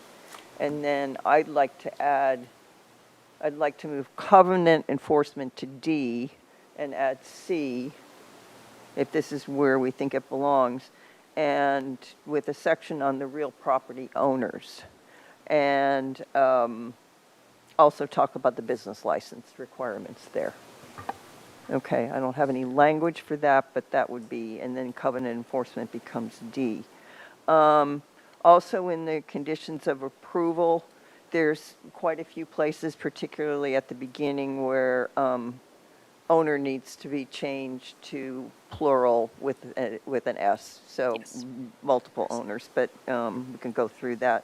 And then I think I would like to see, and I don't know, this might go under management entity here too, because I think you described the responsibilities. Yes, the point of contact. I would like to see the authority for the unit pricing with the management entity. I think that's important, and not with the, and it's important from an investment decision, I think, in terms of, if I were investing in this, I'm investing in it to make money on it as a hotel. And then if it's, if the owner of one of the units prices it differently or something, then it just doesn't work as well. I think that's the responsibility of them, because that's where the hotel expertise is in. So I would like to see that added here as a responsibility, and the applicant, I think, was fine with that. And then, under the real property owner section, which would become C, I guess, I think, I'd like to see a restriction added for the 30-day stay, just in accordance with our municipal code. And I'd also, skipping back to B, I'd like to see the management entity responsible for that 30-day restriction. I think that's important, since they're going to control the unit pricing and who stays there and when, and do all the bookings and stuff. I think that's where you want to see that. And that is the point of contact with the city of Santa Barbara, and that's where kind of the nexus comes in on the relationship between the two, and if there's any confusion or anything going on that exceeds that 30-day restriction. But I also think it belongs under real property owners too, because I think anyone that invests in this is going to read the conditions of approval, and they're going to want to know it's restricted to a 30-day stay. And I'm not going to talk about annually. I won't talk about the fact that you stay for 30 days, you go to a hotel for a night, and then you come back for another 30 days. I'll just assume it's a commercial investment opportunity, and that if it's the responsibility of the management entity, they're the ones that are going to want to make the money. So they're going to be the ones that they're going to want to have this a successful business. So that's where the responsibility belongs, I think, and also the communication with the city. And I think, do we have anything else here as you get down further into this? Commissioner Wiscombe? Yeah. If I could just go, before we leave that section, if we could go up to common area maintenance. I think you wanted to add something in there about the HOA or the management company being responsible for the stormwater pollution control and drainage management. Well, what I really wanted to do, Ms. Ostranger, was, oh, right, okay, yeah, I wanted to, you're right, I did. Because this is uninterrupted water flow the owner shall provide, and stormwater pollution control drainage system owner shall manage. So are these things that we want the management entity to deal with, or are these things that we want to just add owner and maybe plural owners? That was more my comment. We don't have one owner, or the concept is not to have one owner, it's to have multiple owners. I think in B4, we could add owner, and then with the parentheses, the S, as you suggested, if you wanted to specify that in the general conditions C3, where it speaks to the common area maintenance that we okay. report in the CCNRs, we could put it in there too. Adding it in addition to, you want to add it there to make it really clear. Yeah, that's fine, add it to both then. And then also it would need to go under uninterrupted water flow, I think, too, right? Yep. As well as stormwater. 2 and 4. Yeah, 2 and 4, B, 2 and 4. Okay.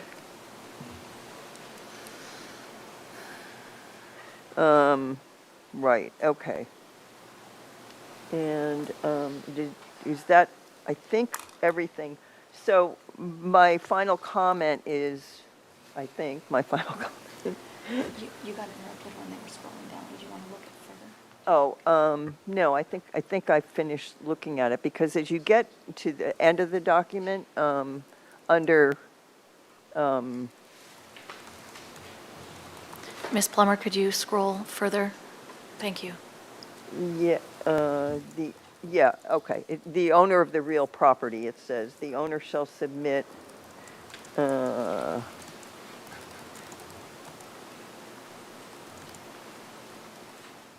Yeah, because that's all stuff that the owner needs to do before the map, before the subdivision map. So, yeah, so that's good where it is. So I think with all that, with those changes, I'm comfortable with the conditions of approval as amended, and I would certainly support the findings A and B that are on page 6 of 19 of our document. Thank you. Thank you, Commissioner Wiscom. Commissioner DeLuccio, please. Yeah, I can support it too. Thank you so much, Commissioner Wiscom, for for strengthening the conditions in here. I think the management entity is key to this. The strength of that is going to be the success or not of this project, and it's a unique project. It's something different. It's the first one we've done in the city. I'm going to throw something out as maybe another condition, and we don't have to go along with it, but since it is the first project of the city, can we put something in here to have a review after maybe 6 months or 1 year from when all the units have ownership? What does the, Commissioner DeLuccio, right there on the time limits, it talks about a 3-year marker. does it? It doesn't talk about reviewing it again, but it does. It says expires It 3 months from the date expires. of approval. I mean, after ownership of the units are sold, maybe it needs to come back here after 1 year, since this is the first project, to see if this management entity is working. Let me Model. defer your question to staff. If something like this has ever happened before on a project that's this, for lack of a better word, new and, unusual, have you ever seen a project be reviewed? Commissioner Bonderson, you have had projects where you've asked applicants to check in. Typically, it's related to construction, projects with really long construction, Yep. just to come back. I'm not sure I've seen it for operational issues. Sometimes we do have, like, transportation demand management programs. We'll have them submit a yearly report to staff, just so we can see how it's operating. I think it's a little bit difficult when it comes back to the Planning Commission, because it's always unclear what the Planning Commission's role at that point is, because you won't be able to do anything if it's not operating, because the conditions are set with the land use approval. What would something like this, who would be checking something like this? Let's say there isn't anything in writing, but who's the person who would be checking in on a project like this? Commissioner Bonderson, we would only have check-ins if we receive complaints and there's enforcement going on. I mean, otherwise, whether or not it works, you'll know by whether or not they're still in business, I suppose, is really the answer. I was thinking of a report or something, to come back with a report after maybe a year, since it's a new model, how it's working. I'm not suggesting to have a full-blown review, but maybe some kind of report after a year of how it's working, since it is something new, and it'd be interesting to see. Chair Bonderson, Commissioner DeLuccio, that puts the commission in a bit of an awkward position, just because there's really nothing that you can do from a land use position. We will be monitoring it, from like a zoning enforcement thing, and if we get complaints, then we'll have to deal with that. I'm Thank you. sure that if the applicant may be willing after a year to voluntarily submit a report to zoning staff to see how it's working, but I think conditioning the project would be a little. I'm fine with that. I just wanted to throw that out. I'm satisfied with the answer I received. So everything that's in here now, I can support this project. Thank you, Commissioner DeLuccio, and no problem on the question. It's always good to explore. Commissioner Boss, please. Thank you, Chair.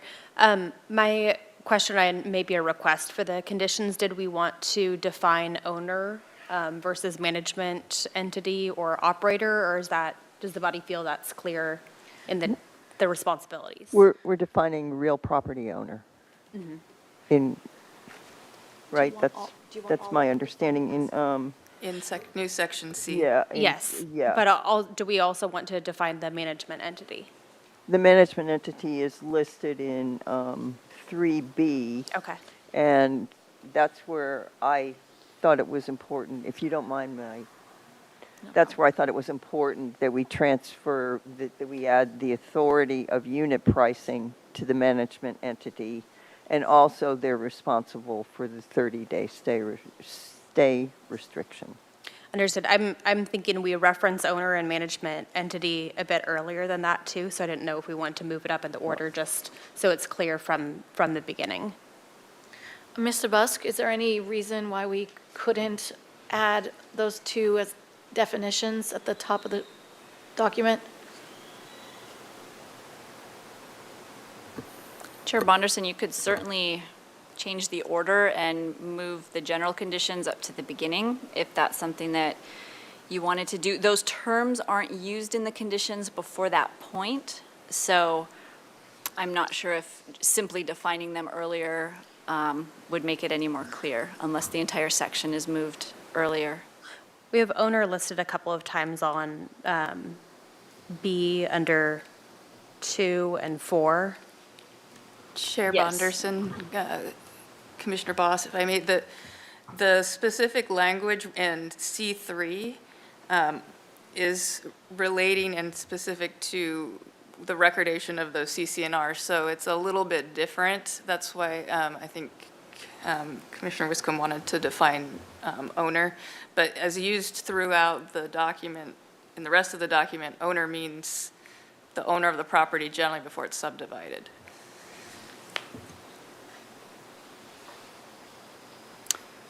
Okay. Commissioner Wiscombe, go ahead.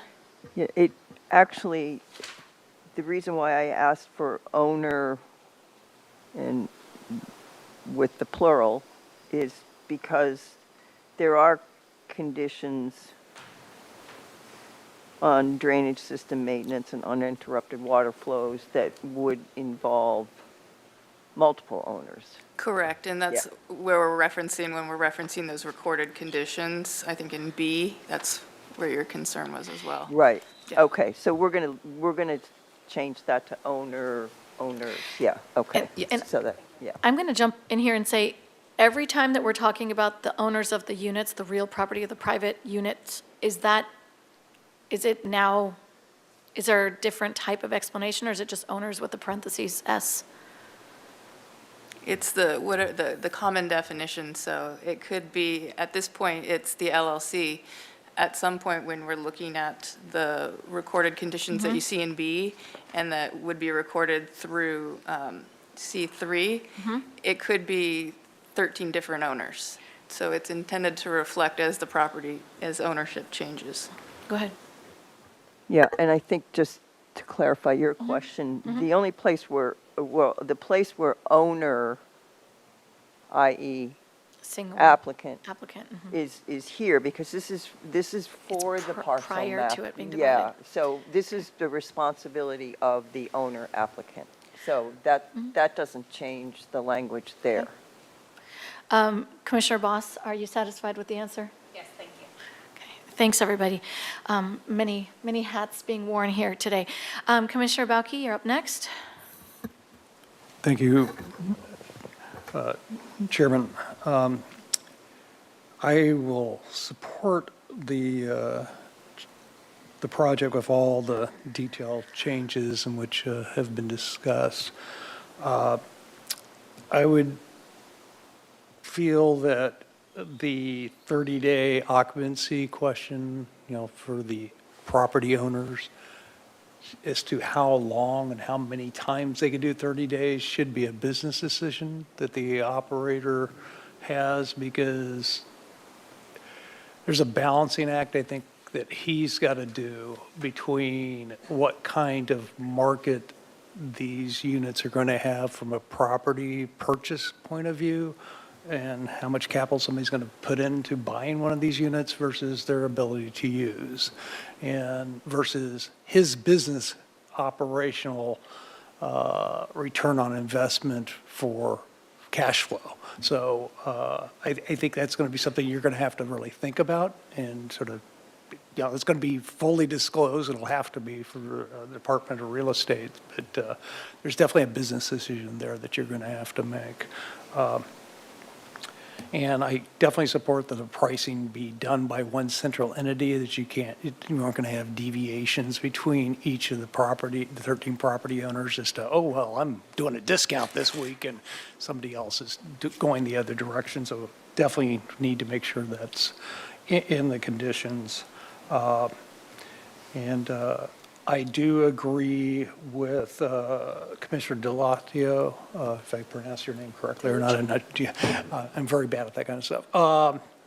That we should have some kind of report back from staff. It doesn't mean that he has to do it, the applicant, but how did this work? Because this, I think we're going to see more of these, honestly, from what I can tell. There's an article in Forbes magazine just a year ago about this being the hot trend as another way of doing, and we use a different definition, but short-term rentals. We're in this gray area of a hotel being somewhat used in that regard, even though condo-tels have been around for a long time and have been discussed in the timeshare world for a long time. So it's not a new thing.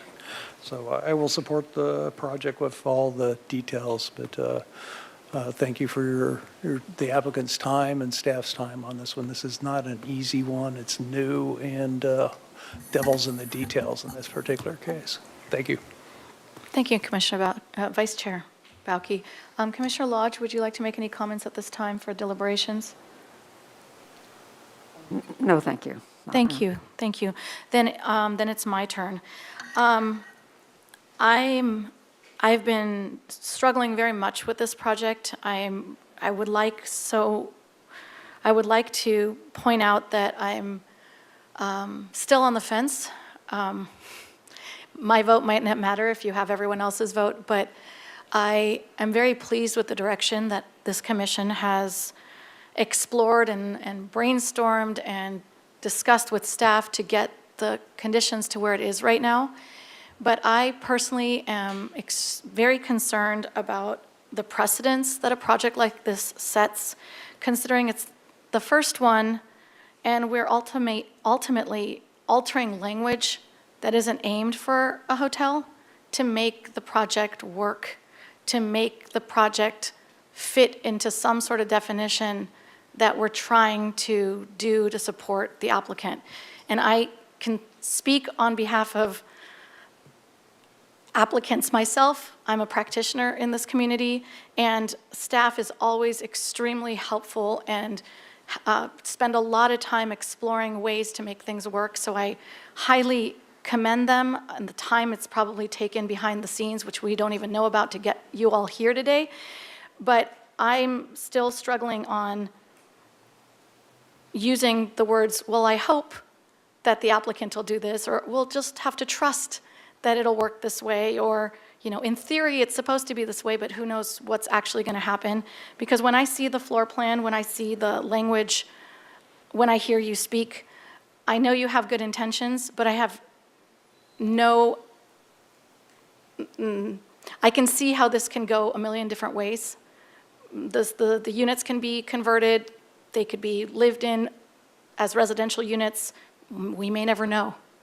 And there's so much potential for the property to be used incorrectly, different than what we're approving here today, that I'm not comfortable voting to approve this.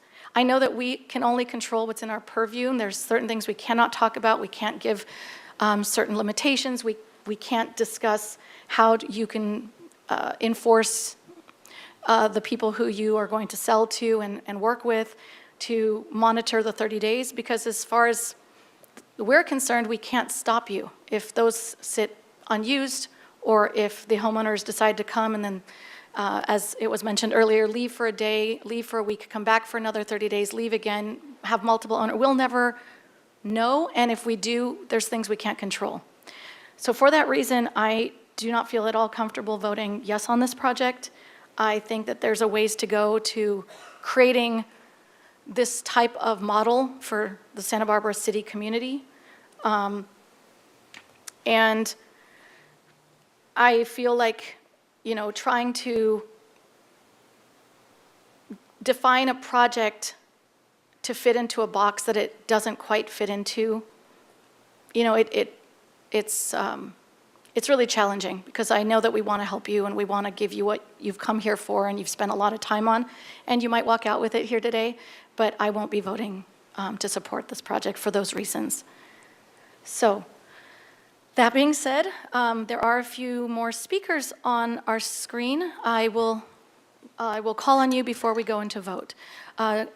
Commissioner DeLuccio, I'd like to make a motion to. can you just wait one moment, Yeah, I just can. in case? But I do want to, I have something else I do want to say. I do actually feel strongly about having something in here, a condition, that we would get some kind of review after, let's say, 12 months.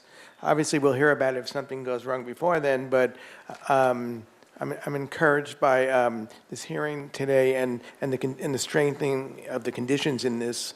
But I do feel like something's missing, and I feel like we need, since it's a new model, I'd like to see something put in here that it can even be a staff report. Something comes back in 12 months to give us an update of what transpired with this project.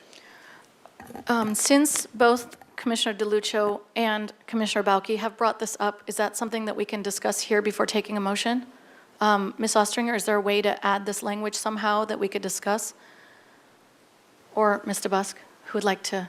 Ms. DeBusk, what if we put it as part of the general motion that it's recommended that staff come back in 12 months after issuance of a certificate of occupancy with the staff report? I'm not quite sure how we'll get the information for you. Chair Bonderson, that is my concern, that once we've issued all of the permits that need to go with this, it can be very difficult to get back in touch with the owner and to get that information. We have no hook, as to use that terminology. So I understand, I think we could try, as maybe a recommendation. Yep. But I don't know that I could promise that we'd come back with anything other than being able to say, we haven't received any complaints. Right. And I don't think that's what you're looking for. You're really looking to understand, did this work? And Or how maybe many- a year isn't enough time for even the management entity to give you that type of feedback. Chair. And I'm sure that will, hopefully it will work, and hopefully there'll be other projects come before us, and then we'll have learnings from this one. However, if you can just try as a recommendation, I would appreciate it as part of the motion. I actually have served on a planning commission for many years in another city, and this actually was pretty typical that we would put in these type of conditions for a review on a project after so many months. So anyways, I Commissioner- kind of feel strongly about that. Commissioner DeLuccio, let me ask you a very, very pointed question. If this were to come back for your review, just you, forget about us, just what would you specifically hope to see into something like this if they are not legally allowed to collect certain types of data? For example, perhaps you're interested in finding out how many units were rented out for how many days and how many of those were rented out to the owners without income. Those details wouldn't be allowed to be released to us. So what exactly are you looking for some sort of response in a year? I probably want to hear in a year that it all went well. But based on what Yeah, kind of That's why it's a objective? recommendation. Staff is saying that they could possibly come back with some information on the project, and, I'd like to see how it went. Since this is a new project, it's a new model for the city, and I'd like to know some learnings from it. Okay. That's all. Let me go back to Ms. Ostringer. Would you like a straw poll vote on this for us to understand whether or not to add it to the motion? How can we handle this request? Chair Bonderson, that's how you want to handle it. If you wanted to do a straw poll, that's fine. Or you just wait for the motion to be made, and if it's added or it's not added, it will get support or not. Okay. I'd like to do a straw poll, so if you've put your name on my list, please just be patient, we'll come to you. Ms. Esparza, would you do a straw poll vote for us to find out which commissioners would be in support of a one-year review document? Thank you, Chair Bonderson. This is going to be a straw poll on a support of a one-year review. Commissioner DeLuccio? Yes. Commissioner Lodge?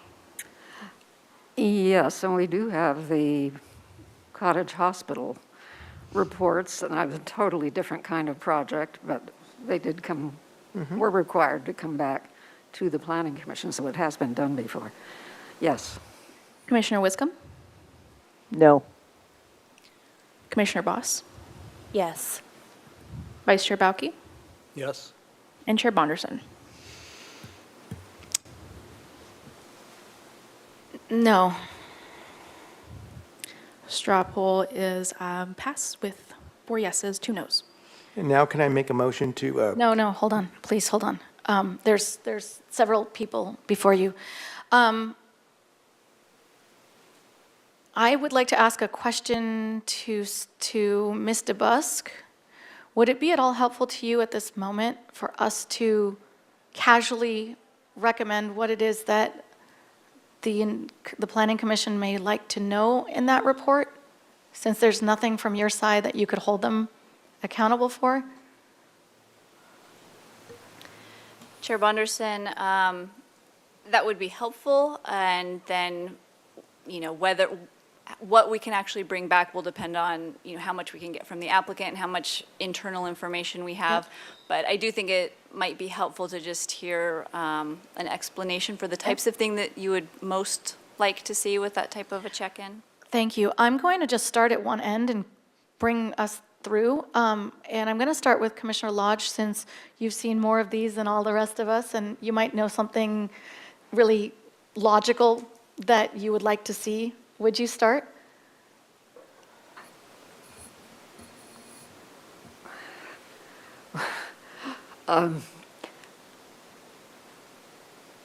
Occupancy, and any complaint, have there been any complaints? How many of the units have been sold?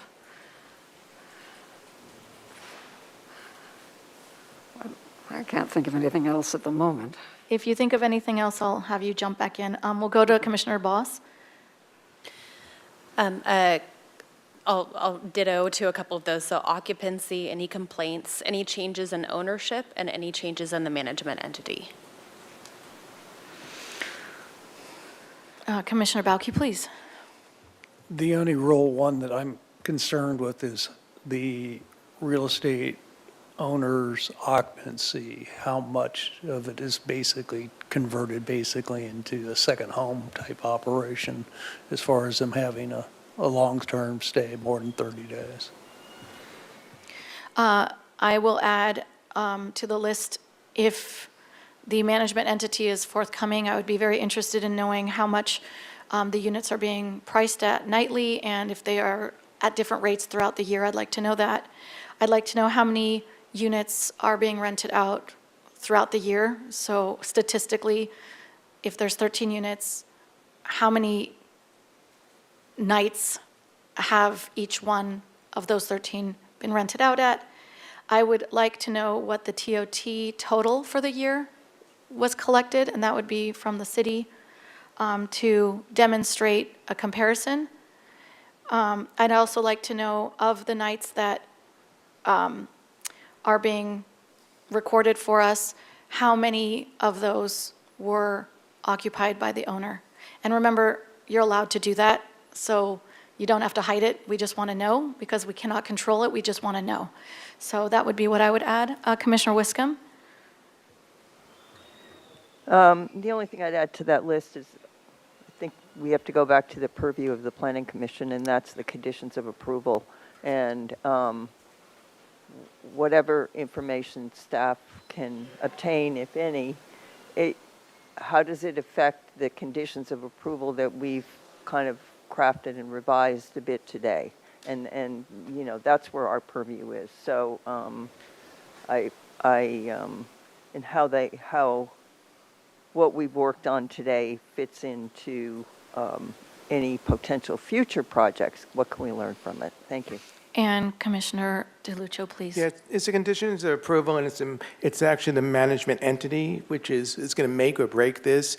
And I think, thank you fellow commissioners for giving your input. I didn't want to make it that grand. I'm not looking for that, all that information. I'm just looking for a review to come back to us with some key highlights, and I don't want to make a lot of work for staff. So thank you. Of course, and I have a concluding question to staff, whoever would like to take it. Based on the report, would that then lead to, we're looking at that with a 3-year expiration of date of approval. We're ultimately, in an effort, in order for a subdivider to request an extension, the conditions of approval should have been met. Can this be sort of a checkpoint where we say, okay, you still have 2 years and please make sure you're following along? Or can we adjust the conditions of approval based on this report if there are any issues? No, Commissioner Bonderson, so those conditions of approval mean that the applicant needs to record their map within 3 years. Okay, I shouldn't have compared it to that then, I'm sorry. So we won't know any of this until after they've recorded the map and are operational from Okay, got that it. point. So that's unrelated to the expiration. But the other question was, in the event that we collect information that could help the applicant, or, maybe some of the conditions of approval aren't being met or need to be, for lack of a better word, revised to assist the way that the project is actually coming together in reality, which is different than what we are talking about in theory, could we assist by updating it? Chair Bonderson, yes, the applicant could always return to you and ask for an amendment to conditions of approval if any of these conditions are somehow in conflict with this really operating properly or being financially feasible. So that is possible, but it would have to be an applicant request, unless really all of these conditions are required prior to us approving those maps. So once it's operational, if they were out of compliance with one of these conditions, that would be an enforcement issue. And would there be since this entire thing is so different than what we usually see, would there be a site visit component to that for enforcement to know if there's an enforceable situation? Chair Bonderson, when enforcement staff conducts their review, they would contact the owner if there was a need to see inside a unit for some reason. That's something that they could request. Okay. Well, this might change my vote. Who knows? We'll see. We'll see. We're going in the right direction here. All right. I still have Commissioner Boss on my screen. Would you like to speak? No. Okay. So we're clearing out everybody, and we're on to our motion. So before we get the second, I would just like to confirm that Commissioner DeLuccio did make a motion, and I'm going to give it back to you to actually formally, you were implying you wanted a motion. I'm going to let you formally make it and include this. Yeah, you can make it for me if you want. I just, No, please. The motion is actually everything, motion for approval, all the conditions that Commissioner Wiscombe came up with. I don't think I need to read them all again, do I? You should read this into record.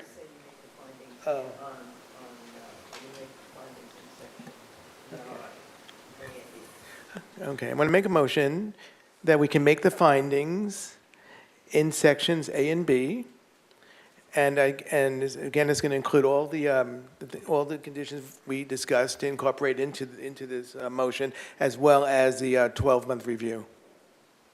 And I'll second that. Thank you. So we have a motion and a second. When you are ready, Mrs. Sparsa, I'll have you take a roll call vote. Thank you, Chair Bonderson. I'll take the roll call vote. Commissioner Lodge? Yes. Commissioner Wiscombe? Yes. Commissioner Boss? Yes. Commissioner DeLuccio? Yes. Vice Chair Bauke? Yes. And Chair Bonderson? I'll say yes. You can thank Commissioner, you can thank Commissioner DeLuccio for his hard-pushed efforts. Motion passes. Thank you. Thank you. And I just want to wrap up this item by saying we're putting our faith in you. You've had 2+ hours of us trying to explore ways to help you get what you came here for. So please do us right and do a good job and be forthcoming with your stats. This is, you might be setting the precedent for a whole new world of projects like this in our community. So set a good pace for us, all right? Well done, good luck. And I'm going to just ask if this is a good time to take a break. I suggest a 10-minute break. We'll reconvene at 3:20, please.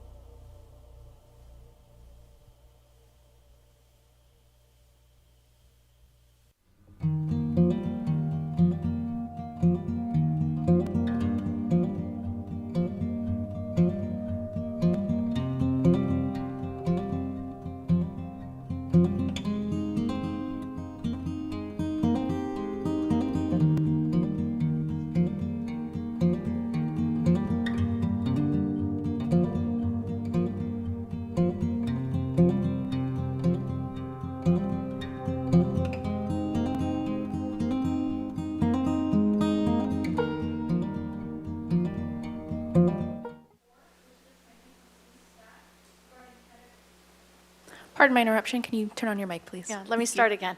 All right, so welcome back, everybody. We are going to continue our Planning Commission hearing, and we'll move on to item 4 now, which is a training from the city staff regarding categorical exemptions under CEQA. And we have Ms. Swanson here today from the Community Development Department to give us that training presentation.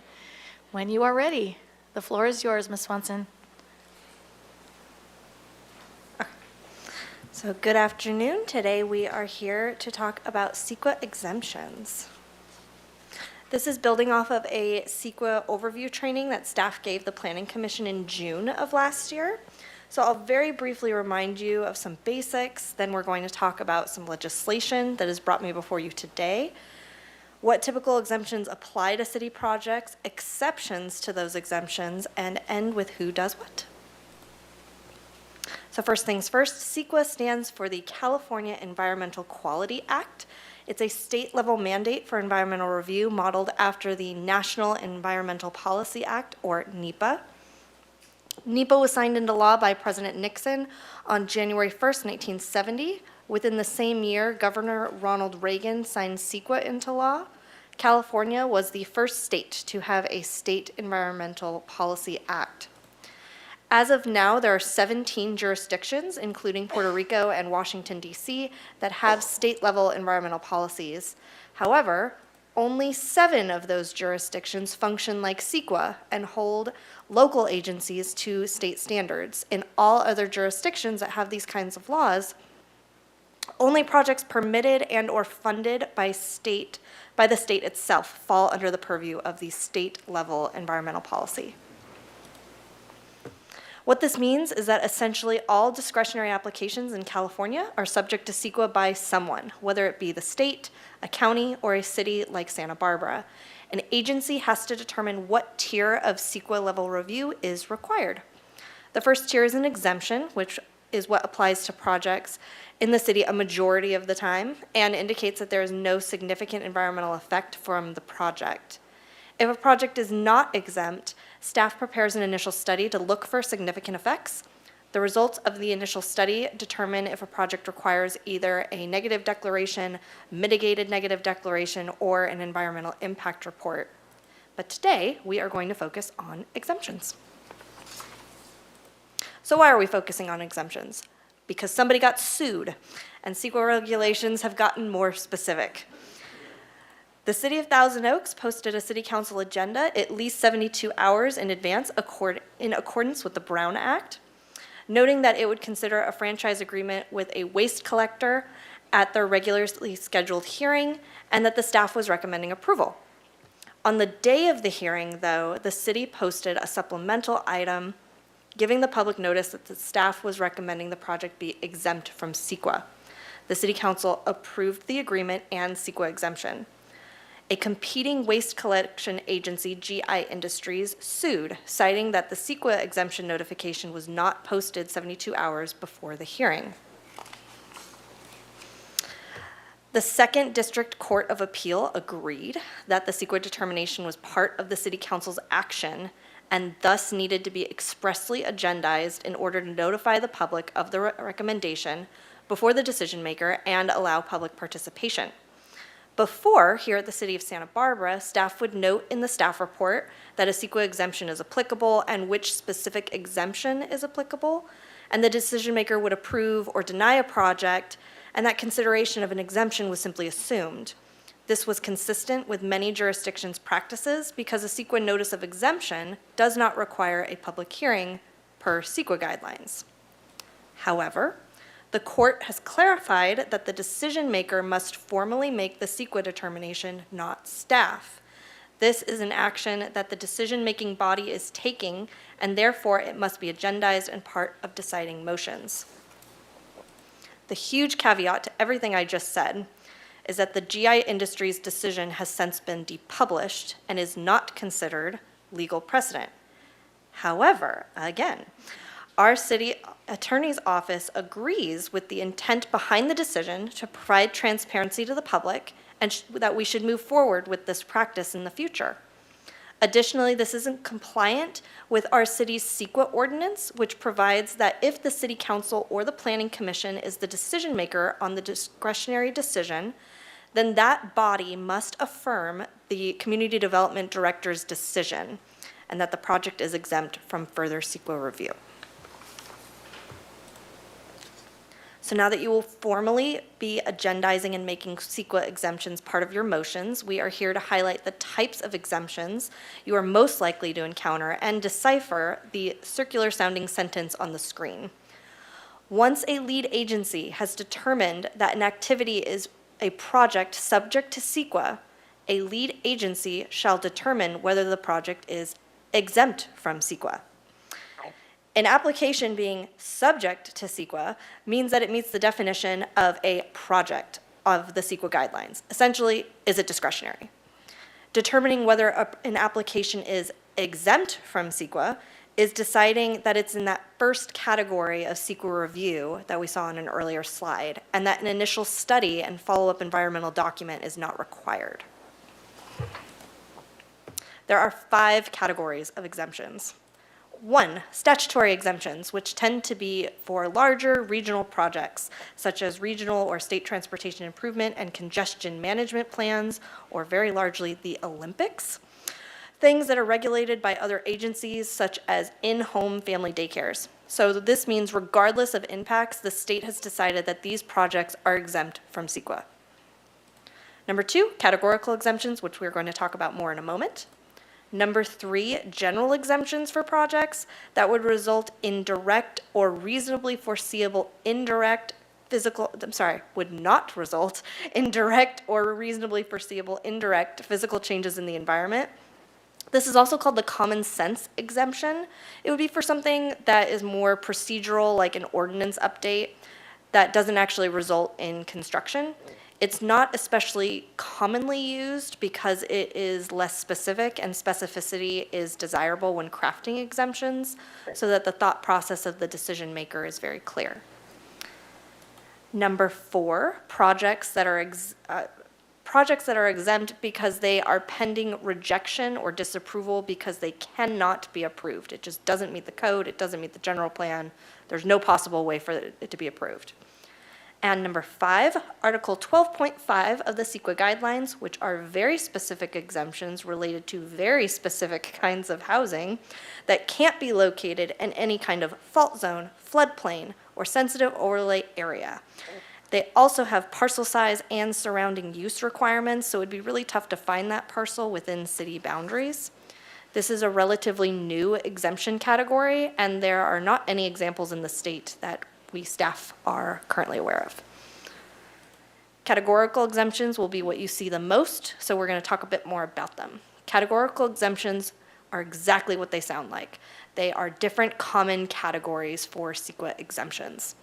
Some examples I'll include in the following slides are directly from the CEQA guidelines that were included as attachment A in your packets today. And something that the City of Santa Barbara has done that not every jurisdiction has is codify city-specific exemptions. This list was originally adopted by resolution by the City Council on November 10th, 1998, and has since been expanded and codified in our municipal code, section 22.100.070, and it was attachment B in your packets today. The first category we'll talk about is existing facilities, CEQA section 15301 or class 1. This covers things like additions, demolition, restoration, and maintenance of existing structures. It is worth noting that this exemption is not limitless. For example, if this exemption is to be used for an addition, the addition could only be 50% of the existing house, or 2,500 square feet, whichever is less, or up to 10,000 square feet if public utilities are available and the project area is not in an environmentally sensitive area. So in this example, if a house is on septic and they are proposing a 2,600 square foot addition, this exemption could not be used. Limitations also exist for demolition, such as a maximum of 6 units being proposed for demolition under this exemption in an urbanized area such as the city. City-specific examples in our ordinance include right-of-way improvements that are itemized in Title 10 of our municipal code, airport runway maintenance, minor changes and maintenance to exhibits at the Santa Barbara Zoo, and restoration work on designated historic resources under the approval of the Historic Landmarks Commission. Class 2 is replacement or reconstruction. We'd most likely see this with public works projects or large-scale community projects like school or hospital upgrades or utility replacement or work in the right-of-way. Again, there are limitations to this exemption, such as square footage increases, but also capacity increases when dealing with utilities. This exemption is for true replacement and reconstruction efforts, not for expanding uses and capacity. The exemption language also specifies that the new structure is to be sited in the same location as the original. The city ordinance expands on this list to include like-for-like reconstruction of historic resources damaged by fires or earthquakes. 15303, new construction, is a common exemption we see with development in the city. Almost everything that the Single-Family Design Board reviews can use this exemption because single-family units and accessory structures like garages fall under this exemption. Unlike the existing facilities exemption, new construction does not have square footage limitations for housing. There are square footage limitations for commercial development using this exemption, with 2,500 square feet being the base allowance and up to 10,000 square feet spread across 4 buildings on 1 lot, if the bullet points on the screen can be met. The city's ordinance specifically calls out accessory dwelling units, or ADUs, as being exempt under this category. The conversion of commercial space to no more than 6 residential units, and also emergency generator equipment to serve the parcel on which it is located. 15304, minor alterations to land, is related largely to site preparation and improvement activities like grading or landscaping, temporary uses like Christmas tree sales, or something like adding paint to an existing road to create a bike lane. The city's ordinance includes very Santa Barbara specific examples that we would not see in the general CEQA guidelines book. Things like road closures for Fiesta and the farmers market, harbor protection device alterations, and the creation of new trails that follow existing grade. The Class 5 CEQA exemption is minor alterations in land use limitations, and this goes into decisions such as modifications or lot line adjustments that don't increase density or change land uses. The city's ordinance specifies the actual code sections of modifications in both the coastal and inland area titles, as well as notes the post-approval project changes like construction phasing and time extensions are exempt under this categorical exemption, assuming that circumstances haven't changed since the approval. CEQA exemption 15307 is actions by regulatory agencies for protection of natural resources. The CEQA guidelines are actually the most specific about what is not included in this exemption, and that is construction. This exemption is meant more for procedural items. The city's ordinance again expands on these CEQA guidelines to be city-specific and lists activities that are allowed under this exemption that don't include construction, but do include things like the removal of rocks or debris to help improve habitat value or reduce risk of disasters, as well as allow for ordinances to specifically protect our creeks. CEQA exemption 15308 is actions by regulatory agencies for protection of the environment, and is the same as 15307, except instead of natural resource, the more general term of environment is used, which could include the built environment. Again, construction is not allowed under this exemption. This exemption is meant more for procedural items. The city's ordinance notes specific aspects of the environment that align with our environmental review checklists and highlights Santa Barbara's pride in its history by noting the designation of historic resources as exempt under this categorical exemption. Finally, the last CEQA exemption we're going to discuss is 15332, infill development. This exemption can be used for new construction as long as all the items on the screen are fulfilled by the project. The city's ordinance does not expand on this exemption. And those are the 8 most common categorical exemptions we'll see out of the possible 33 listed in the CEQA guidelines. So if we have a project that seems to fit a category, can it be kicked out of the exemption? Of course it can. There are exceptions to the exemptions. Certain exemptions cannot be used where environmental resources of hazardous or critical concern are precisely mapped and designated. This would be something like a severe erosion concern or a unique high-quality habitat, but not just that an overlay exists. Cumulative impacts of projects over time in the same place cannot be categorically exempt. If an unusual circumstance exists that would result in an environmental impact, a project cannot be exempt. Work that would impact the viewshed of a designated state scenic highway that would damage scenic resources, including trees or historic buildings, cannot be exempt, but it is very important to note Highway 101 is not a designated scenic highway within the boundaries of the city. An exemption cannot be used on a site designated as a hazardous waste site. The most likely example would be an active leaking underground fuel tank. Closed cases related to fuel tanks could be eligible for an exemption. And an exemption cannot be used if a project would cause a significant adverse effect to a designated historic resource. So now we know all about CEQA exemptions. So who does what? Staff will review an application through the completeness review process. On the left side of the screen, we see a copy of the completeness letter template that outlines each aspect of environmental review that staff looks at. We run a master environmental assessment, or MEA, from our MAP system and review any applicable overlays.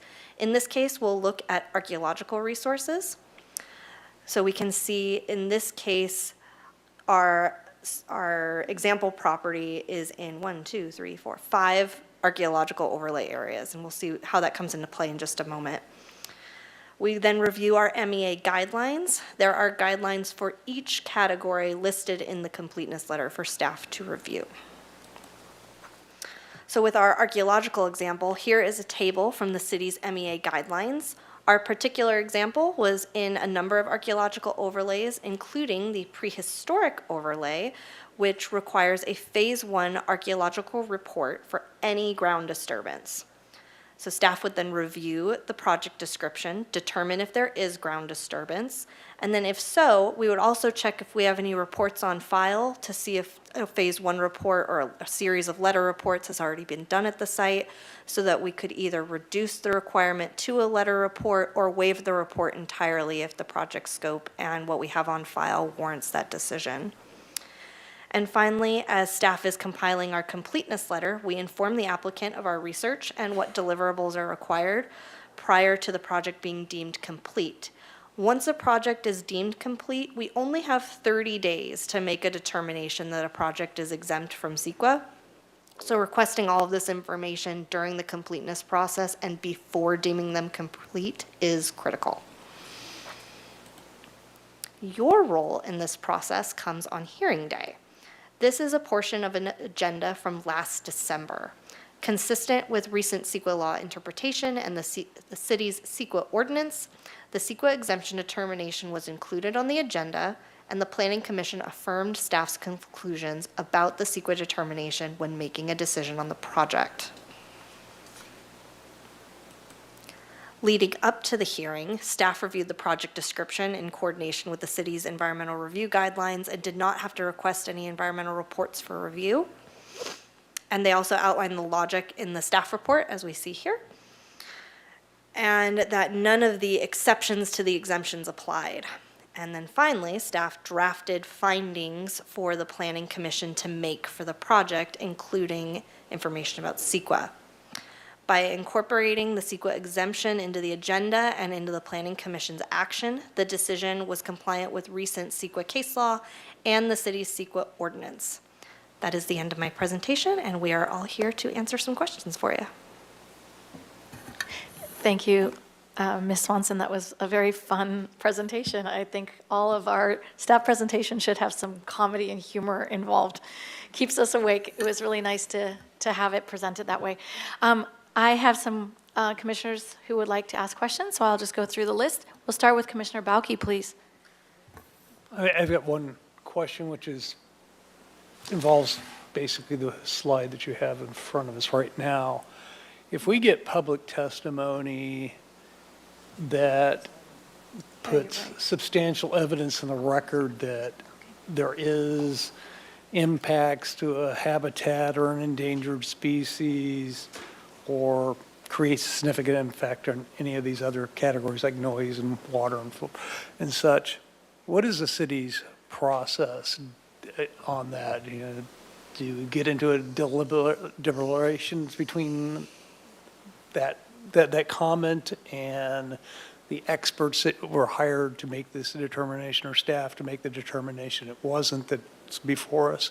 How is that process in the hearings that come before us?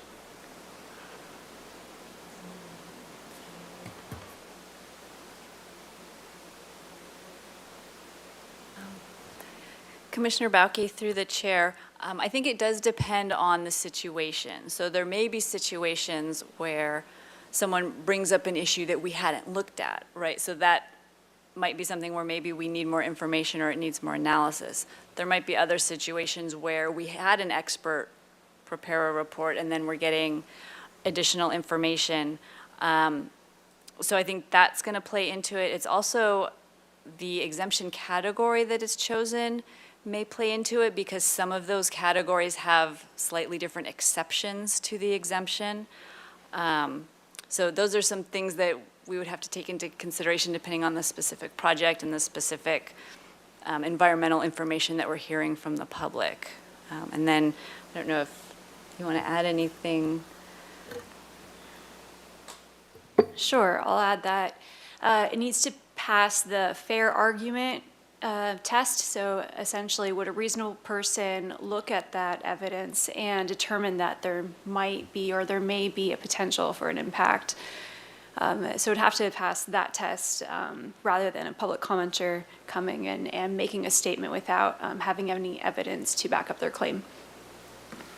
And if they do come in with, you know, some nice big thick report done by somebody that would be considered an expert, what is our process of taking that information? Do we continue the item for you to assess it? I mean, I've seen, from my experience, I've gone through situations that you end up with dispute amongst experts, and it gets to be this real muddy mess and ultimately ends up in court and blah, blah, blah. So what is the city's normal operational situation? How does this body operate when it does get some expert that comes in on a hearing with something that meets the standard of, you know, substantial evidence and, you know, fair arguments being made? And it's actually not just conjecture, it could be argued to be fact.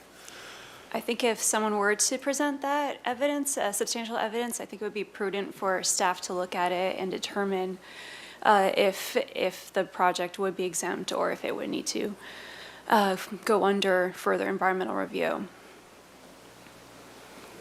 That's the only questions I got. Thank you. Thank you, Commissioner Bauke. Next, we have Commissioner Wiscombe. Thank you, Madam Chair. Thank you, Ms. Swanson, for the nice presentation, and Ms. Peugeot for being here. Nice to see you. I just have a couple more smaller questions, I guess. Under 15303, in C, it talks about if not involving significant amounts of hazardous substances. Who determines significant amounts? Is that something that staff takes into consideration, if it's a significant amount of hazardous substance or not? It's talking about, yeah. So I would like, Mentioned in a couple places in section C there. Commissioner Wiscombe, so just to clarify, are you asking if we have a definition for the word No, I'm significant? just asking it says significant amounts. Who determines the word significance? Is it staff that determines whether it's a significant amount or not? We do work with EHS, with hazardous sites, and if there's any kind of ongoing remediation or a soil management plan happening, so that they can monitor levels to see what's happening. But we also have our MEA guidelines and review things with our environmental analyst, Julia Pujo, to see if it hits certain thresholds. Okay, that's good. I just wondered about that. And then I was curious, in 15304, minor alterations to land, it talks about, I think it talks about you can't fill in a wetland. Let's just say that. Is that where that falls? Somewhere in there? I don't know where it is in here, but what about a setback? Because I know, when you deal with wetlands, you have in creeks, you have setbacks, so that's not covered in minor alterations to land here. I'm just curious. It says grading on land with a slope of less than 10%, except that grading shall not be exempt in a waterway, in any wetland, or any official designate. Does that mean that you could do minor grading in a wetland setback? I've dealt with wetlands before, so I'm very, conscious of the setbacks, and I practiced in one of the states, the state of Washington, where Very wet. yeah. Commissioner Wiscombe, I believe grading in a setback or grading where there's wetland or sensitive habitat, that would be one of the scenarios that could kick the project out of an exemption. Okay, For example, if there's sensitive habitat and there would be grading in that habitat, there would be, that would be kicked out based on the location and the potential for yeah, a significant. okay, I just wondered if setbacks were protected. I mean, there's lots of things you could alter the waterway course or something by grading, or, yeah, affect the habitat, yeah, okay. And then, just on, my last question is, I'm just trying to understand the Army Corps of Engineers permits. And where that belong. This is for my own edification. I'm sorry. Why not? Hopefully it's a one-word answer.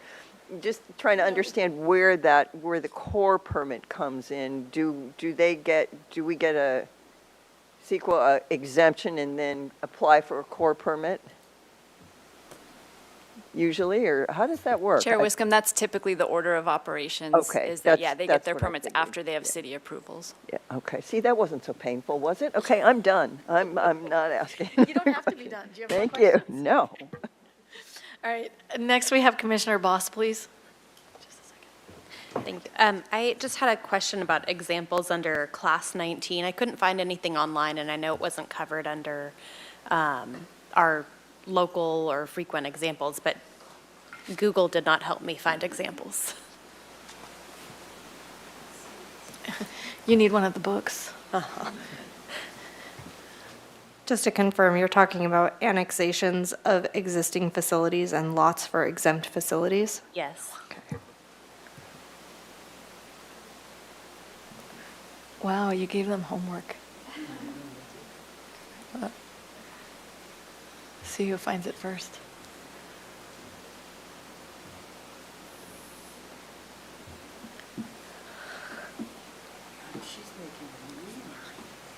She's making it really work.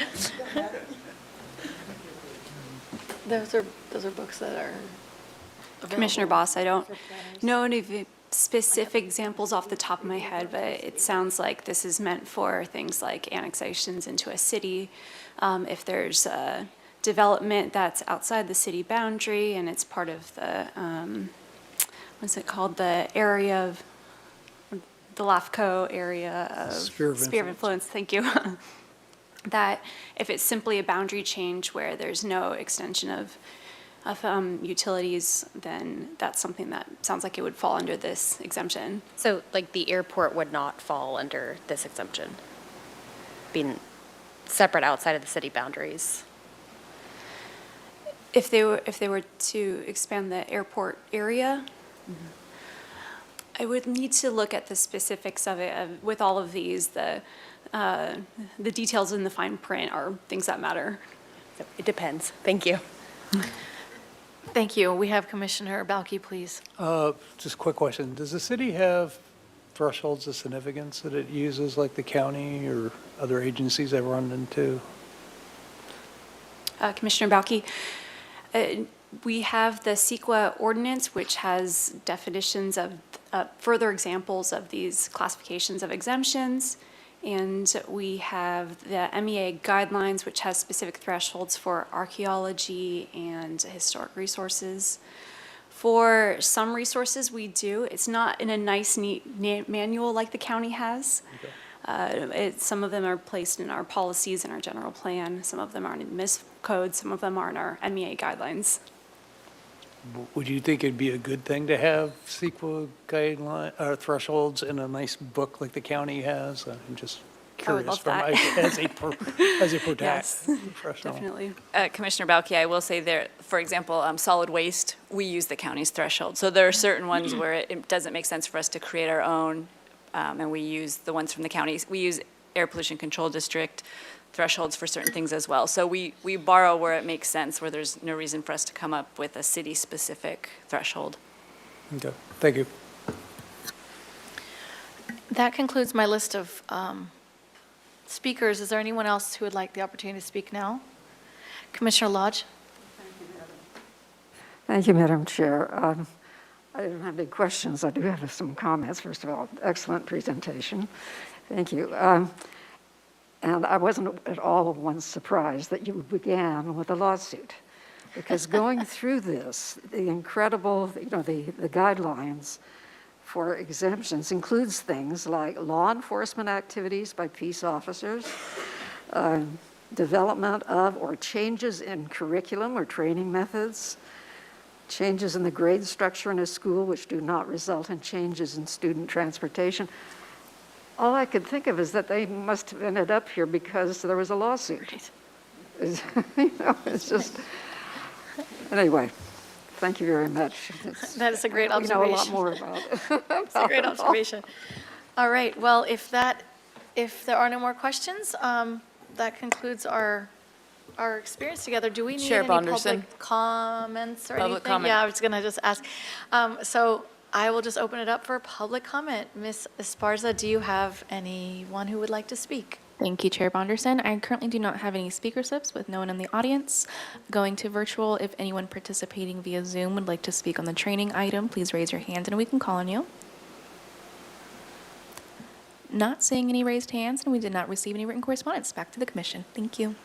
Thank you so much. And I just want to really give a big, warm thank you to both of you for your presentation and for your time answering questions. It was a really nice presentation. We need more humor on these important and challenging topics. So wish you guys a nice day. And that brings us to our administrative agenda. And from my understanding, we have several members who have presentations today because we haven't seen each other in several weeks. So who would like to begin? I'll let you click on your, oh, no, pardon me. We always start with the staff hearing officer, and we have Commissioner Boss to present for us today. Yes, thank you. I do have an item to report on from the staff hearing officer. meetings. On the February 22nd meeting, the subdivision map approved for a 3-unit condominium development at 923 Castillo, which was approved by the Planning Commission about 3 years ago. It was set to expire on February 13th, and a 1-year time extension was granted, extending the approval until February 13th of 2024.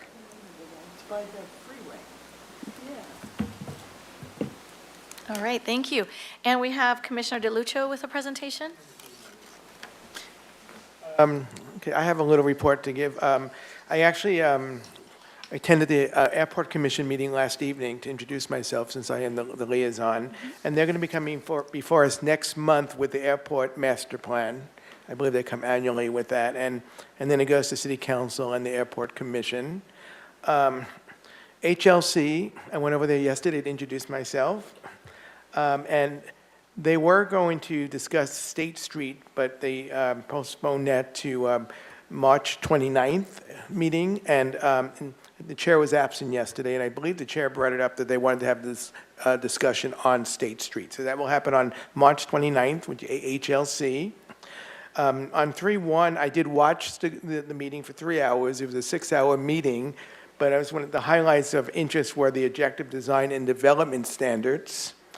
That's been going on since 2019, I believe, where they actually have a grant to put together the objective design and the development standards, and that document will be coming back to this body in the springtime, and then it's going to go on to City Council in the summer or the fall for review and adoption. And I believe the grant expires at the end of 2023, so the city would have to act on that. Garrett Plaza Rehabilitation Project, there was much discussion focused around that, around the plaza, and the commission has had mixed reactions to the bubbler feature and the new Palladium building, and they made suggestions to improve on the design for both of the elements. So that's my report. Thank you. And next, Commissioner Bauke, please. Commissioner DeLuccio actually brought up one of the items I was going to bring up. So the objective design standards went before both the HLC on March 1st and the Architectural Review Board on March 6th, and there were quite a bit of discussion on those items. The committee members are all reading through this very, very, very thick and very detailed document and bringing those back to their particular commissions. And after that, it's all fed back to the consultant. There will be another administrative draft that I think we will get the next version.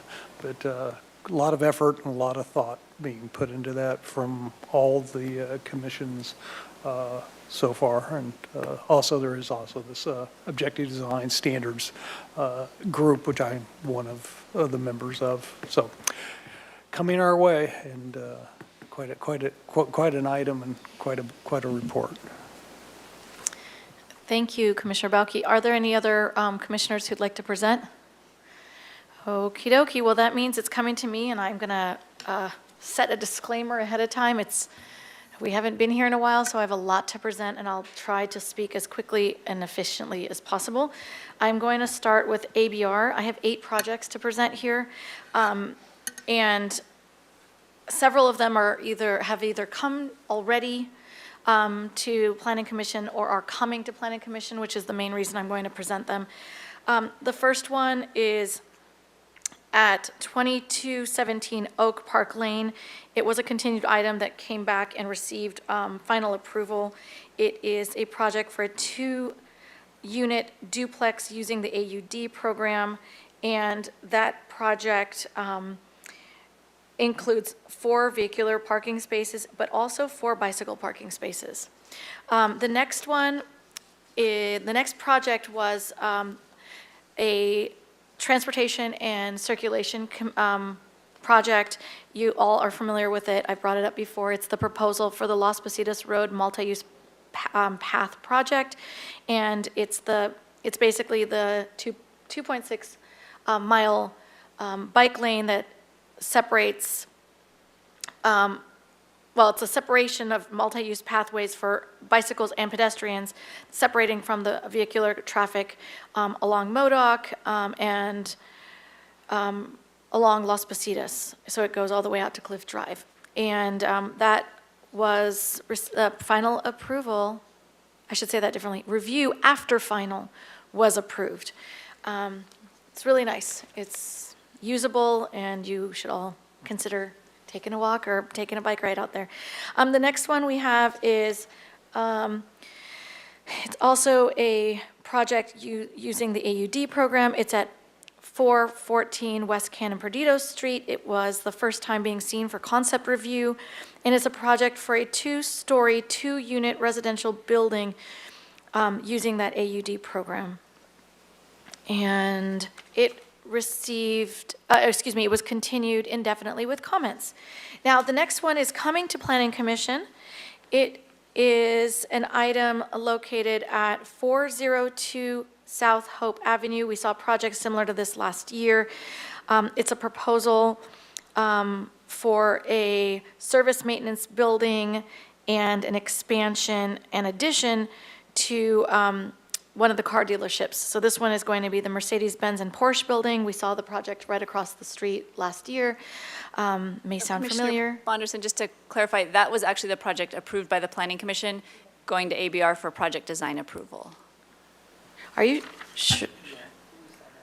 You know what's really interesting? My notes say it's continued indefinitely to the Planning Commission, which is why I got confused and thought it was a different project, but it sounded really familiar. Sounds like they have the wrong footer on that agenda. It was approved by Planning Commission, and in fact, it's already in for building permits. They've submitted already. You know, it's really interesting is I looked it up to make sure it wasn't the same project because it sounded exactly the same, and how often do you see 2 projects that are that close?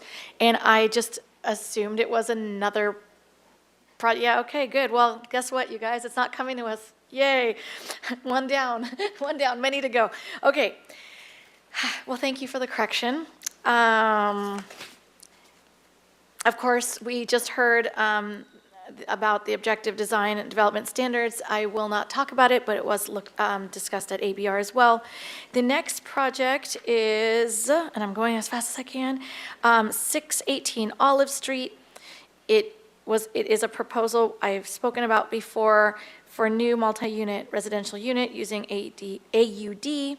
It entails a conversion of 3 existing apartment units into 4 units by adding a new 2-bedroom above a new attached 4-car garage. So this car has 4 covered parking spots. It did receive final approval with a couple comments having to do with landscaping. Now, the next one is a revised project design approval request for 219 East Haley Street. And I'm just going to read in staff's comments. It was stated that the project received project design approval in January of 2022, but since that approval, a new AUD ordinance has been updated to allow for extra height. The applicant would like to take advantage of the extra height allowable and has also reconfigured some units while the footprint remains the same. The project was re-noticed to surrounding neighbors and interested parties for revised project design approval. And for those of you who were paying attention to this back in January 2020, this is a project, well, it's been revised to a larger building, and it's using the AUD program to get, let's see, I'm trying to figure out, there it is, a 4-story, 34-unit mixed-use development. And the revised proposal is proposing 48 feet versus the 45 feet from before. It also added a private rooftop decks and access to access to townhouse units, fenestration, and other details. If anyone's interested, it's actually an interesting revision. The next one, now I have to double check to make sure that, because everything is past dated, yeah, I got this one right. So this project came to Planning Commission. I remember it. It is the Marburg facilities. and it's located at 2 South Quarantina Street. It came in for project design approval, which was granted with, and continued indefinitely. And just to give you all a quick reminder, staff comments stated that the project had been reviewed by staff hearing officer, by us at the Planning Commission, by City Council, and by ABR. So this was just a continuation of design.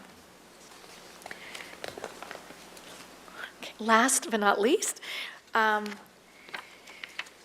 this is a project that came forward, project design approval at 11 Anacapa Street. Again, this should sound familiar because this project came to us last year, June 3rd of 2021. It received approval from the Planning Commission for coastal development permit and for a parking modification. And just as a reminder, it's a proposal for alterations and additions to an existing multi-tenant commercial building and parking area. And it was, it received project design approval with comments. Whew, all right. You think we're done, but we're not. I also have a quick report from the Transportation and Circulation Committee. Two hot items that I'd like to share. One is the Lower East Side Community Connectivity Active Transportation Planning Effort Update.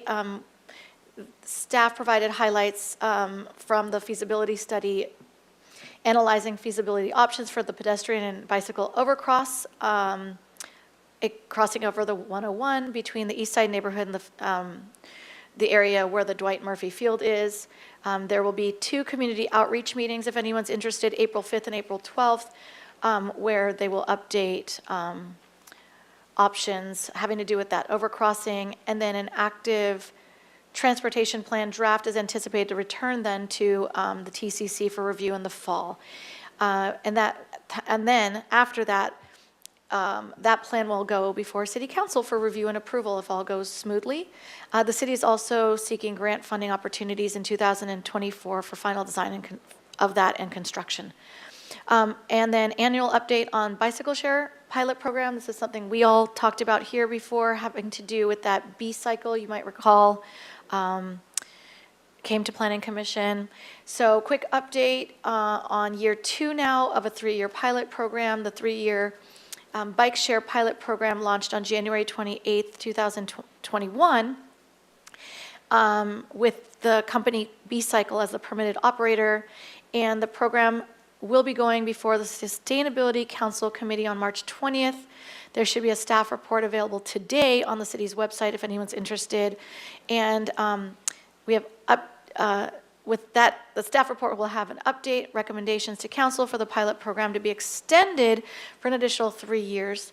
And the city council is anticipated to see that project later in the spring.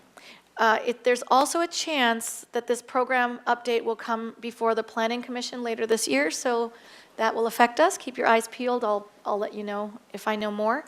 And last but not least, wanted to make you all aware of a few upcoming outreach events that staff will be at to discuss State Street Master Plan. This is on behalf of the State Street Advisory Commission, so mark down these dates. We have, the first one was postponed to Tuesday of next week, March 21st, from 10 a.m. to 12 p.m. on State Street at the Lilac Pastisserie.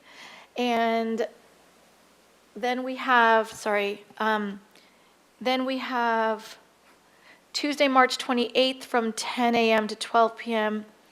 at SBAOR. I don't know if there's a way to pronounce that. Yeah, there you go. Association of Realtors location. And then on April 18th, also a Tuesday, at the Performing and Experiential Arts Building. All of these are from 10 to 12, so I won't read it over and over again. Then we have the following week, Tuesday, April 25th, at nonprofit organizations. And then the following week, Wheels on State. That's May 9th. And I just want to mention that we've asked businesses and organizations for their feedback on different types of infrastructure and activity uses they'd like to see on the blocks of State Street. And so we're hoping to get some of that feedback at these design workshops. All of these events are intended to be open, informal conversations. They actually called it Coffee with a Planner, which I think sounds pretty fun. So it's just kind of a casual approach, and it just gives opportunities for groups to share additional thoughts that they may have prior to design concept phase. Because we are moving quickly into that, finally getting some design concept discussions and looking forward to outcomes. So we will not be sharing anything new at these events, just collecting information. So if anyone's interested, please join us.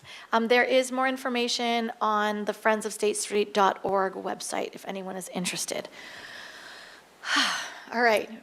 That's the end of my presentation. I'm assuming no one else has any more. I hope not to have any more presentations like this. From my knowledge, we are seeing each other more often, starting April 6th, which is our projected next Planning Commission hearing. And if there's nothing else to add, everyone is good. I just want to say Monday, March 20th, which is this coming Monday, is the first day of spring. And many cultures, including the one I celebrate in my family, celebrates their new year on March 20th. So let me just wish everyone a happy Persian New Year and start to a very happy, healthy spring season.